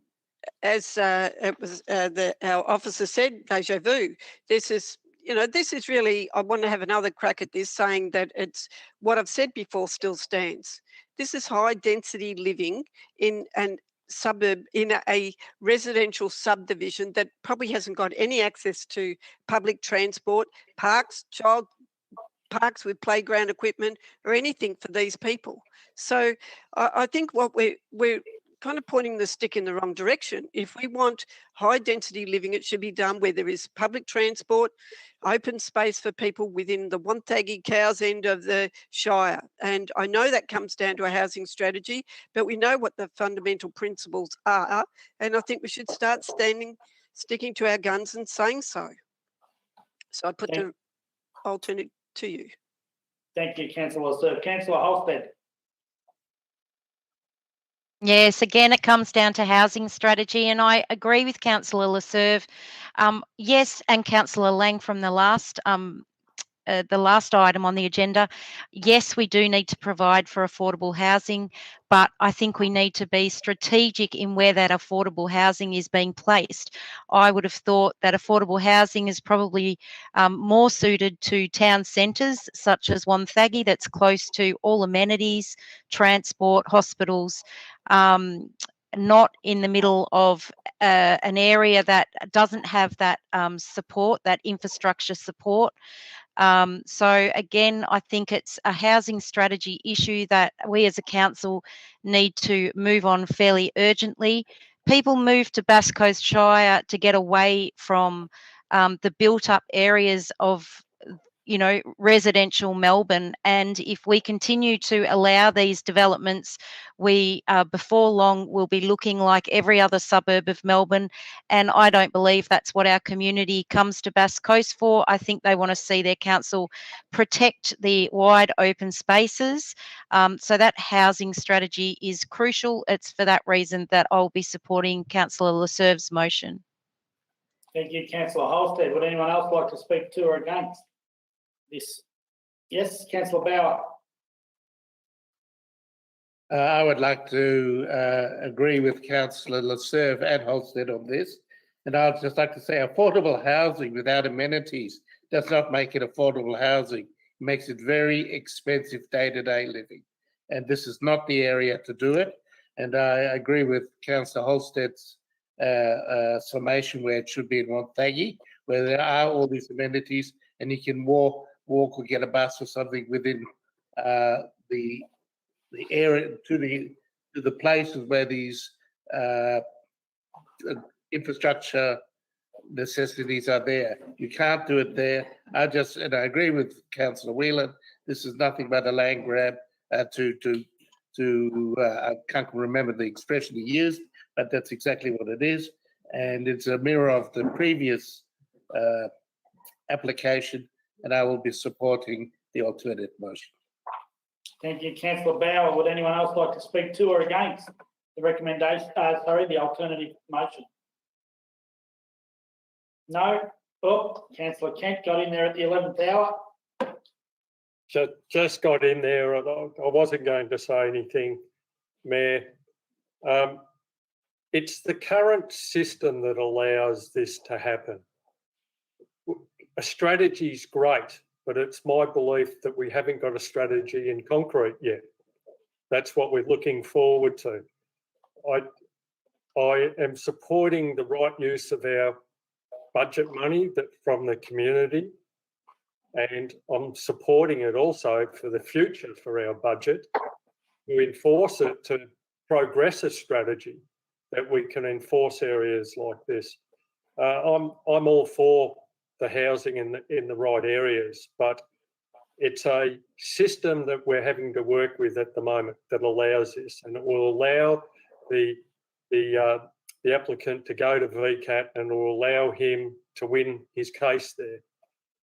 We've got to change it. It's as simple as that, and I fully support changing it, and you'll get 100% of my vote in the future to change it. Thank you. Thank you, Councillor Kent. Would anyone else like to speak to or against the alternative motion? Councillor Leserve, would you like to summarise or put to a vote? Look, Mr Mayor, I just want to say that if you're living out at Dalyston, you will need a car. There's no, you can't get anywhere. In fact, you can't even get over to the highway very easily and safely with your children to get to the football oval and that area over there. So this subdivision has already been planned for and made for the number of lots that are on it. There is only one store in Dalyston. There is a very small school. No playground except on the other side of the highway. So look, I know it was shot down the last recommendation, but I think we've got to still be selling that message that what we believe in, we should be fixing. There's no doubt about that, but we should be, standing by our convictions. Thank you. Thank you, Councillor Leserve. All in favour of the alternate motion as Councillor Leserve read it out earlier? Councillor Holstead, Bauer, Whelan and Laserve, and against Councillor Tassari, Lang, Brooks and Kent, and the casting vote Tassari, so it is lost. We now revert back to the planning, to the original recommendation. Can I have somebody move and second that? Councillor Kent, and seconded. Councillor Rooks. Councillor Kent. Mayor Dasari, I'm just happy to have a vote on this. I don't need to talk on. Thank you, Councillor Kent. Councillor Rooks. Yes, and I'm the only one that hasn't spoken on this issue. But I feel like we're trying to do strategy on the run here, and I don't think that's the right way to do it. And the applicant is well within their rights to subdivide the land. And I have concerns that when it goes to VCAT, we will be paying for the bill. And on those reasons, I support the motion to subdivide the land. Thank you, Councillor Rooks. Anyone else like to speak to or against this recommendation? No. Councillor Kent, would you like to summarise or put it straight to a vote? Straight to a vote, thank you. All in favour of the recommendation as it reads? Councillors Tassari, Lang, Rooks and Kent, and against Councillors Holstead, Bauer, Whelan and Laserve, and the casting vote is 4. Carried. Item number H7, Draft Community Engagement Policy 2021, to be presented by Mr. Stefani. Thank you, Mr. Mayor. The Victorian Local Government Act 2020 requires councils to develop and adopt a community engagement policy by the 1st of March 2021. At its meeting on 16th of December 2020, council results released a draft community engagement policy for a 4-week period of community engagement, and that a report to consider the feedback and final policy will be presented to council for consideration at today's meeting. Council undertook this engagement using a range of available forums and received 38 submissions. This report considers these submissions and presents a revised policy to council to consider for adoption. The policy meets the requirements of the new Local Government Act, including a reference to deliberative engagement, and is underpinned by the IACT 2 framework. Council will apply deliberative engagement processes in the development of a community vision, council plan and financial plan prior to October 2021. Thank you, Mr. Mayor. Thank you, Mr. Stefani. Can I have somebody move and second that recommendation? Anybody? Councillor Rooks, and seconded. Councillor Kent. Don't all run out there. Councillor Rooks, you may speak to the motion. Thank you, Mayor Tassari. First up, I want to reiterate that this is a policy, not a strategy. So the idea of this is it shows the council's intent and commitment to engage with the community, and doesn't have to go into excessive detail about how that's going to happen. Notwithstanding that, I'd like to thank the 38 submissions that we got in relation to helping us update the policy so it better reflects the community's needs. From that end, it's got clearer language to it, and also we've got further meanings in there, which just makes it easy to understand the policy.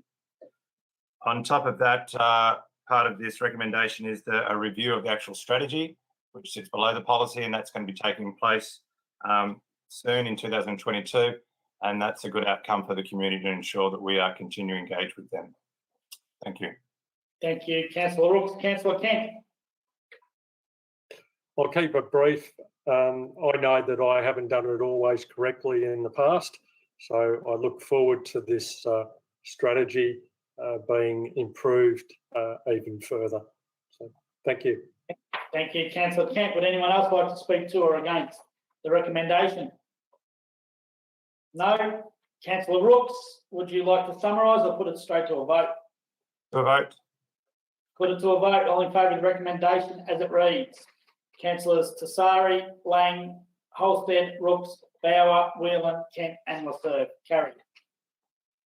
Item number H8, Sport Recreation Victoria funding application to be presented by Mrs Kennedy. Thank you, Mr Mayor. The purpose of this report is to seek council approval to submit 2 funding applications to Sport and Recreation Victoria through the Community Cricket Program and the World Game Facilities Fund. These funding applications will assist in funding the delivery of the Thompson Reserve Indoor Cricket and Multi-Purpose Training Space and the New Haven Recreation Reserve Pavilion upgrade.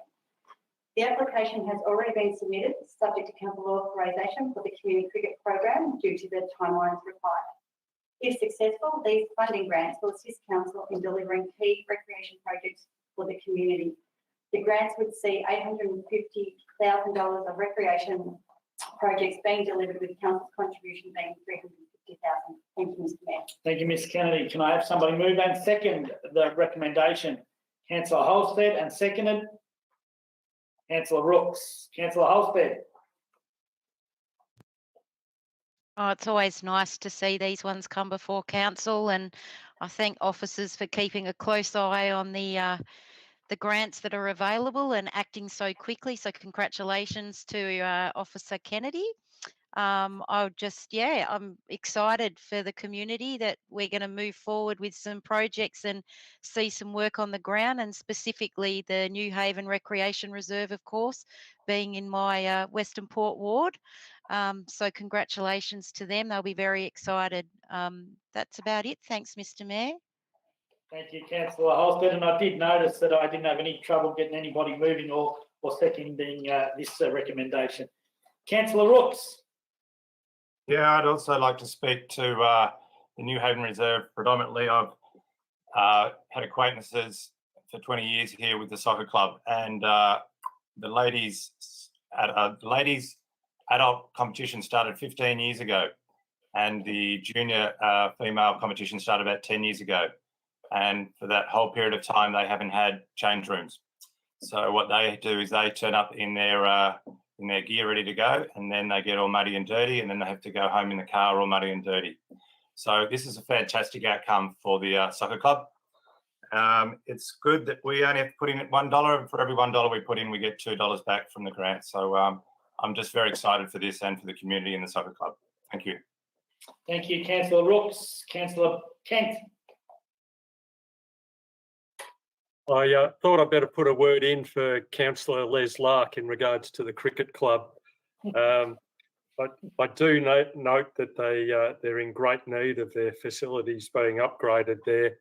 But I'd also like to note that they have contributed 20,000 in kind to this development, and I hope that all community groups consider this too, that the council always looks favourably at approaches from the community when they're prepared to bring something with them to assist us on our way. But to achieve an 870,000 build with 350,000 contribution, it's a no-brainer. So thank you again to the council officers. Thank you, Councillor Kent. Anybody else like to speak to or against this recommendation? No? Councillor Holstead, would you like to summarise or put it to a vote? No, I'm happy for it to go to a vote, and I dare any of the councillors to reject it. Oh, don't say that. All in favour of the recommendation as it reads: Councillors Tassari, Lang, Holstead, Rooks, Bauer, Whelan, Kent and Lasserve. Carried. Item number H9, Community Sports Infrastructure Stimulus Program, to be presented by Ms Kennedy. Thank you, Mr. Mayor. The purpose of this report is to seek council approval to resubmit 2 funding applications to the Community Sports Infrastructure Stimulus Program Round 2 to assist in funding the delivery of the 2021 Sports Pavilion project and the 2021 Field Lighting project. At the June 2020 Ordinary Council meeting, council resolved to submit a number of projects to the program. However, they were unsuccessful in receiving funding. The state government has since allocated an additional $110 million to boost the program in the 2021 budget, recognising that a number of high-quality projects were unable to be funded through the initial program budget. Council received correspondence from the state government encouraging council to resubmit these 2 applications for funding. Council officers identified 6 designed and shovel-ready projects that meet the funding guidelines. These projects are under the category of Pavilion, the Phillip Island Croquet Club, the Wonthaggi Croquet Club and the Wonthaggi Tennis Club. Under the category of Field Lighting, Cowes Recreation Reserve, Dalyston Recreation Reserve and Inverloch Recreation Reserve. To deliver the sixth project with an estimated total value of $3.295 million, council's contribution will be in the order of $169,500. Thank you, Mr. Mayor. That one's even better. Can I have somebody move and second that one? Yeah, Councillor Kent and Councillor Whelan. Councillor Kent. Gee, I had to get in quick for that one, didn't I? Look, we've just had a great example of why wouldn't we put in for this. Look, you only have to go down to the Kirribass Football Club and see what this sort of money can do for our local clubs. Look, people will probably be asking, are those figures correct that were just quoted? Small amount if we're successful that we have to contribute. So thank you very much to the council officers for getting this rolling. We'll keep the fingers crossed and hopefully a great outcome for the community. Thank you. Thank you, Councillor Kent. Councillor Whelan. Thanks, Mr. Mayor. I'll have my say effectively for both of them. They're excellent programs that the government run, and over the previous term, I just noticed how much we were able to improve recreation facilities around the Shire, particularly, and it was more relevant to the last one, but the female-friendly facilities is so important. But this one kicks a goal, hopefully, if we can nail it, for the Croquet Club here and also in Wonthaggi, Cows that is, in Wonthaggi, and the lighting, of course. So they're great schemes, and congratulations to the government and also to our team for being right on the ball. Thank you, Councillor Whelan. Would anyone else like to speak to or against this recommendation? Nobody? No. Councillor Kent, would you like to summarise or put it straight to a vote? Straight to a vote, thank you. Thank you, Councillor Kent. All in favour of the recommendation as it reads? Councillors Tassari, Lang, Holstead, Rooks, Bauer, Whelan, Kent and Lasserve. Carried. Item number H10, Municipal Emergency Management Planning, to be presented by Ms Kennedy. Thank you, Mr. Mayor. The purpose of this report is to provide councillors with information on changes to the Emergency Management Legislation Amendment Act 2018 that impacts on council's role in emergency management, and to recommend council authorise the CEO to facilitate the establishment of a Municipal Emergency Management Planning Committee in accordance with the provisions of Section 68 of the new Act. This shift of responsibility highlights the intent of emergency management planning reform, which supports emergency management planning as an integrated, multi-agency and collaborative effort. All participating agencies are required to contribute their expertise and resource to municipal emergency management planning. Implementation of reform at the municipal level will align municipal emergency management planning with changes that have already occurred at the state and regional levels. The new municipal arrangements must be in place by the 30th of April 2021. Thank you, Mr. Mayor.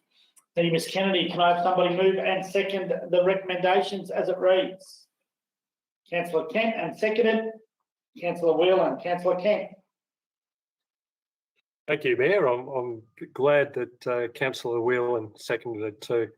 Look, this is basically just changes to this committee.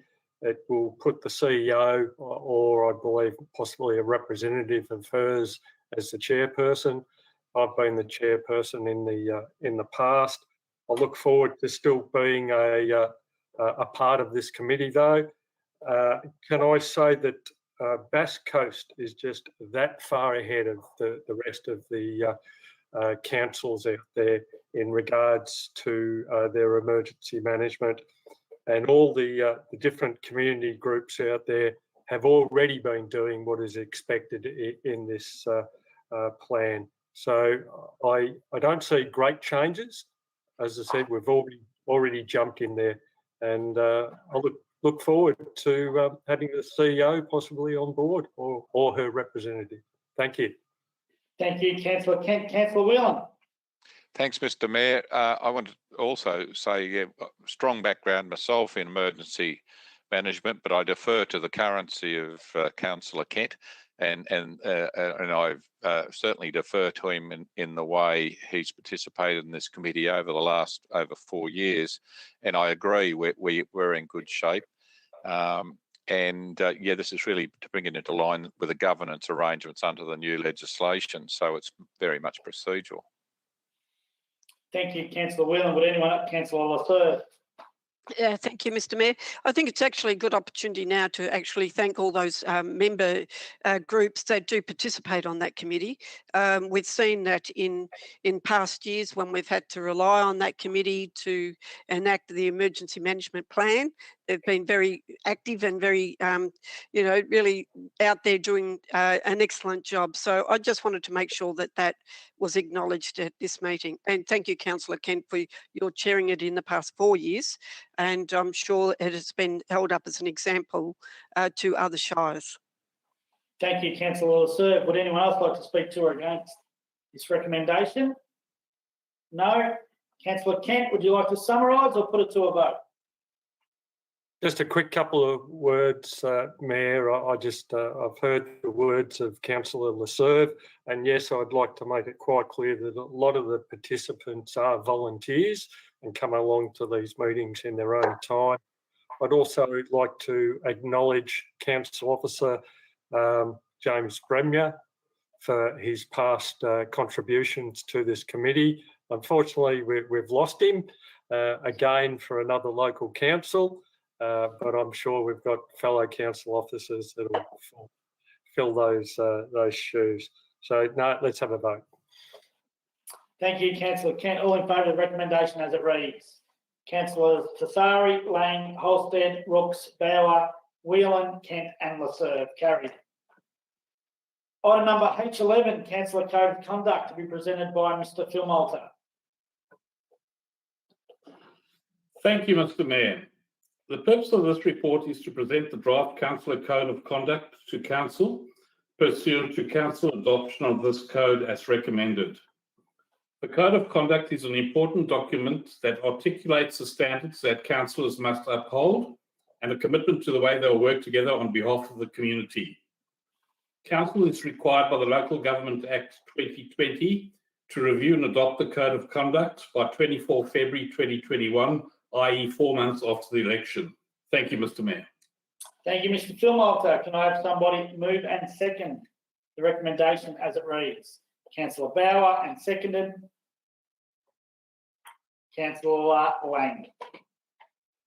Councillor Bauer. Thank you, Mr Mayor. This comes under what I call the area where governance and can be a very dry area for a lot of people, but it's a very important section of our written document of policies. And I thank the people who have contributed to this. And I'm sure we've all read it late at night 3 times through.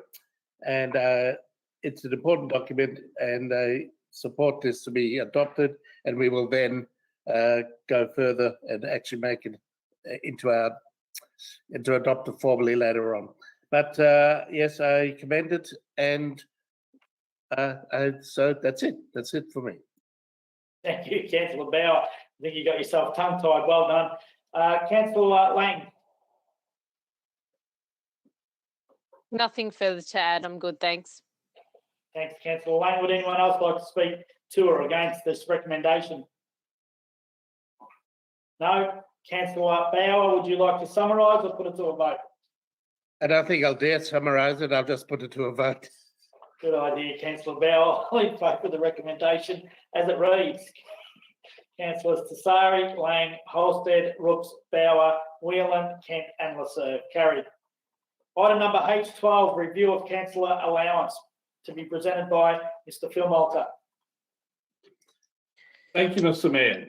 The purpose of this report is to present to Council the outcomes of the review of the councillor allowances. No submissions were received on the proposed mayoral and council allowances, and it is recommended that they remain at the maximum level for Category 2 councils. Thank you, Mr Mayor. Thank you, Mr Phil Malter. Can I have somebody move and second? Councillor Kent and seconded.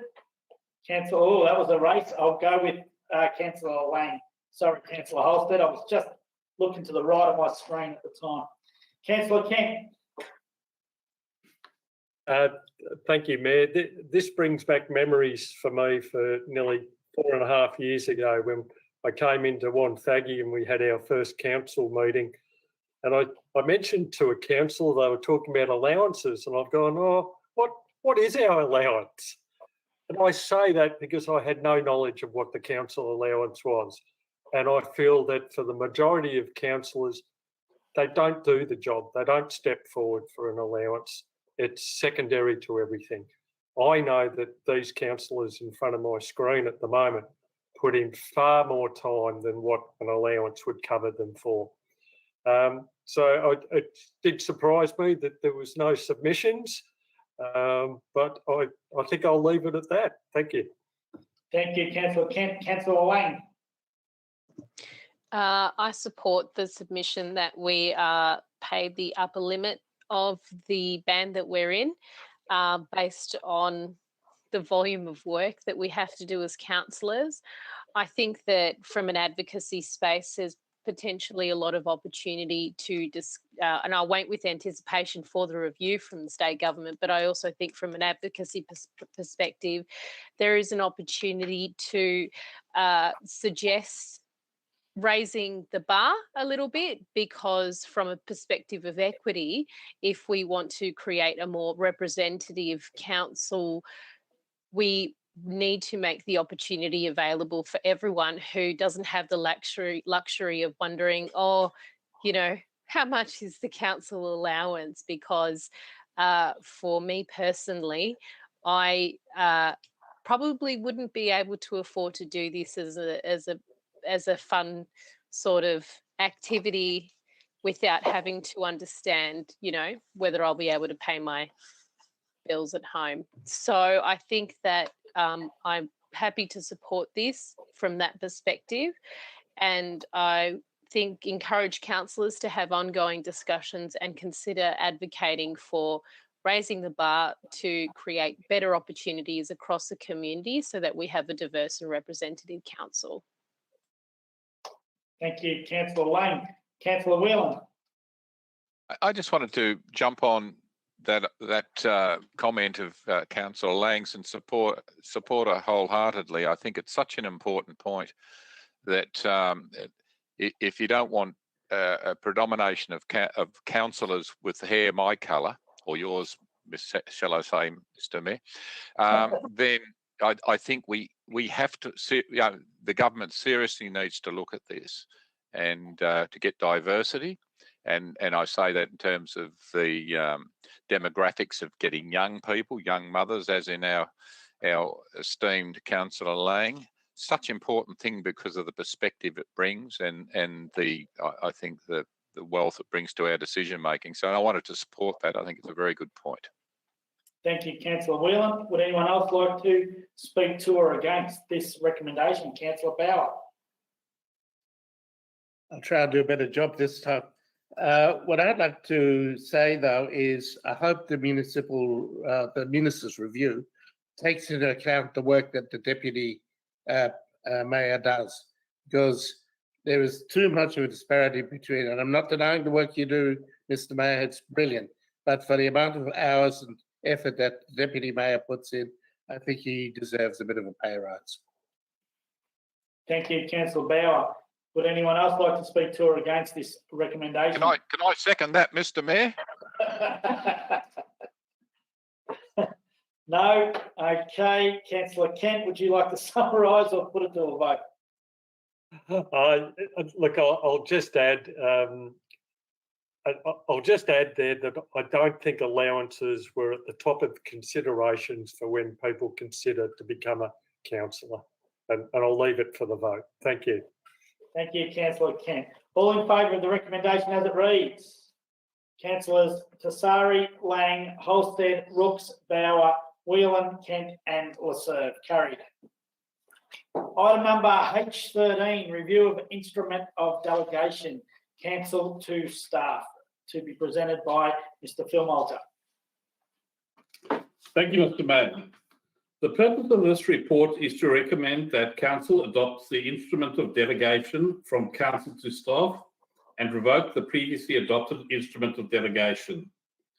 There are no changes to any acts or regulations in the attached instrument of delegations. There have, however, been some amendments that reflect the new structure of the Strategy and Growth Department, and additional delegations have been provided to the General Manager of Placemaking and the Manager Strategy and Growth to enter into Section 173 agreements on behalf of Council. Thank you, Mr. Mayor. Thank you, Mr. Philmalter. Can I have somebody move and second these recommendations? Anybody? Councillor Holstead and Councillor Lang, seconded. Not as much of a hurry as what we were earlier. Councillor Holstead.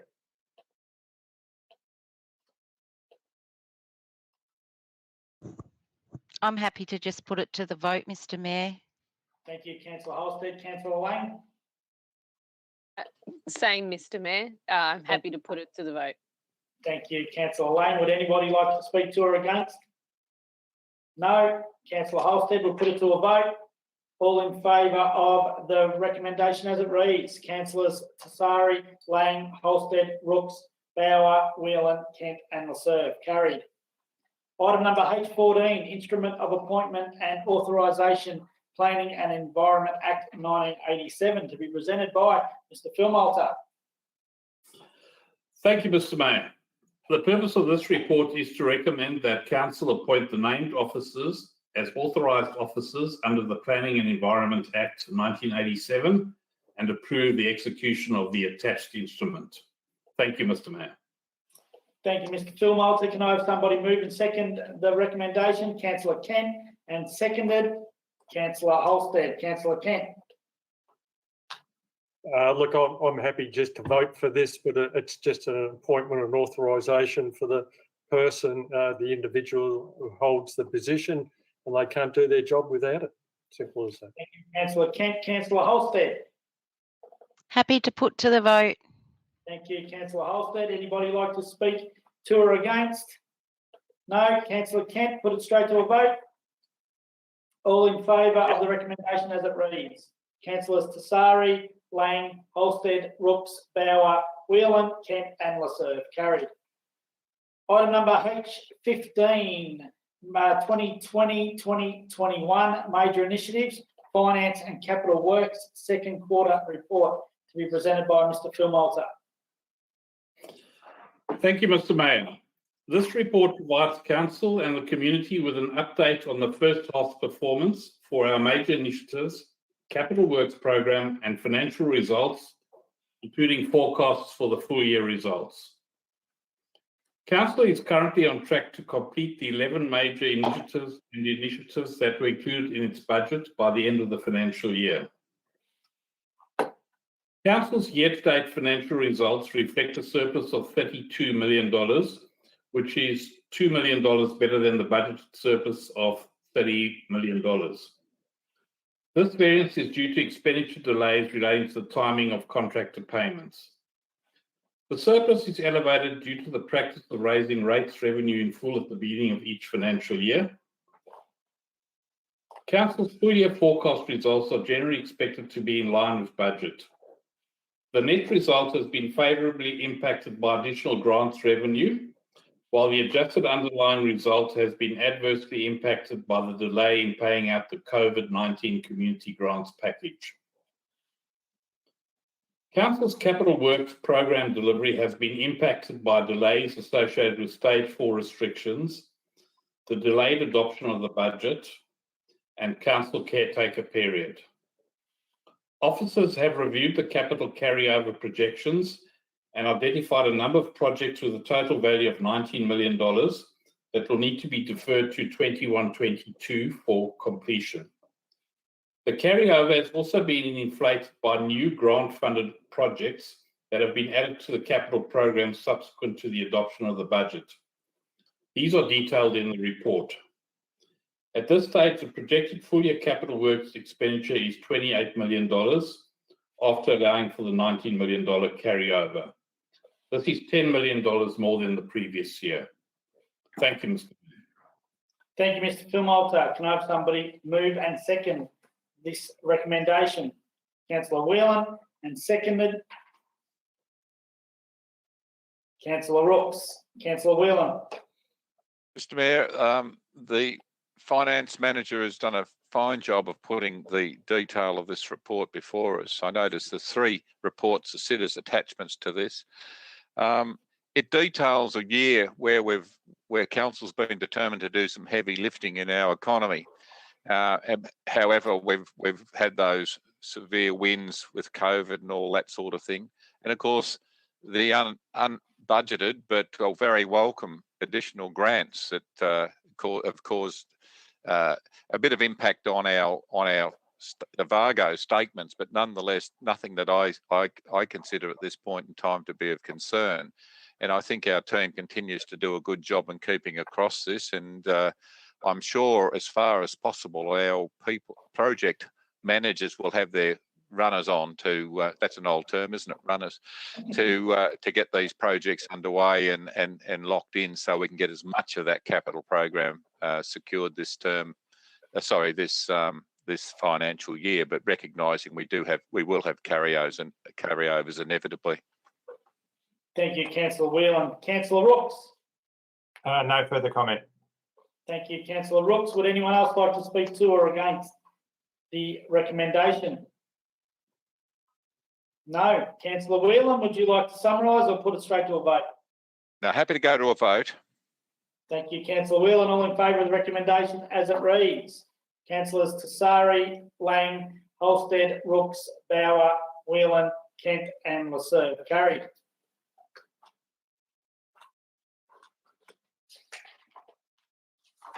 Okay, that brings us to stat reports.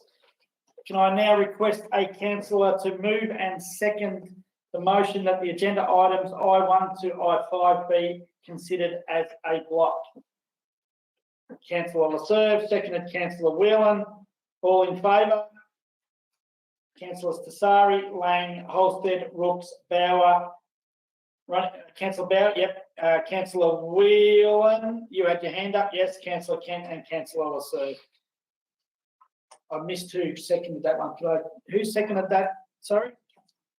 Councillor Whelan, thank you. Carried. And could I ask if I could have would any councillor like to discuss anything on any of those reports? No. Can I request the councillor move and second that the recommendations attached to agenda items I1 to I5 be adopted? Councillor Whelan and seconded Councillor Bauer. All in favour? Councillors Tassari, Lang, Holstead, Rooks, Bauer, Councillor Whelan, Kent and Lasserve. Carried. Any urgent business? I have none. There's none there that as I'm looking at the screen, no one's going to throw me a curveball. No. Okay, that brings us to the end of our meeting. I'll just make a quick announcement. I congratulate our CEO, Miss Wasty. I believe today is 2 years to the day that she started working with us, and didn't we hit the jackpot then? So, welcome, congratulations, Ali, on 2 magnificent years. Mr. Mayor? Yes? I'd like to move a vote of thanks to Miss Wasty for his services. Yeah, well done, Councillor Bauer, and I certainly would second that one. So congratulations on 2 years. Just to let you know that Council continues to monitor and implement the COVID-19 pandemic response and restrictions set out by the state and federal governments. We will continue with a pause on community connection sessions at this stage. The next council meeting will be held virtually on the 17th of March 2021, commencing at 1 o'clock, and it'll be open to the public via live stream. We thank you so much for watching our meeting. There were some really contentious decisions that had to be made today, and I trust the community understands that every debate and discussion and vote was done in the councillors' minds to the best interest of the community. So thank you all for watching, and with that we call the meeting to a close, and if we could all just pause for 5 or 10 seconds.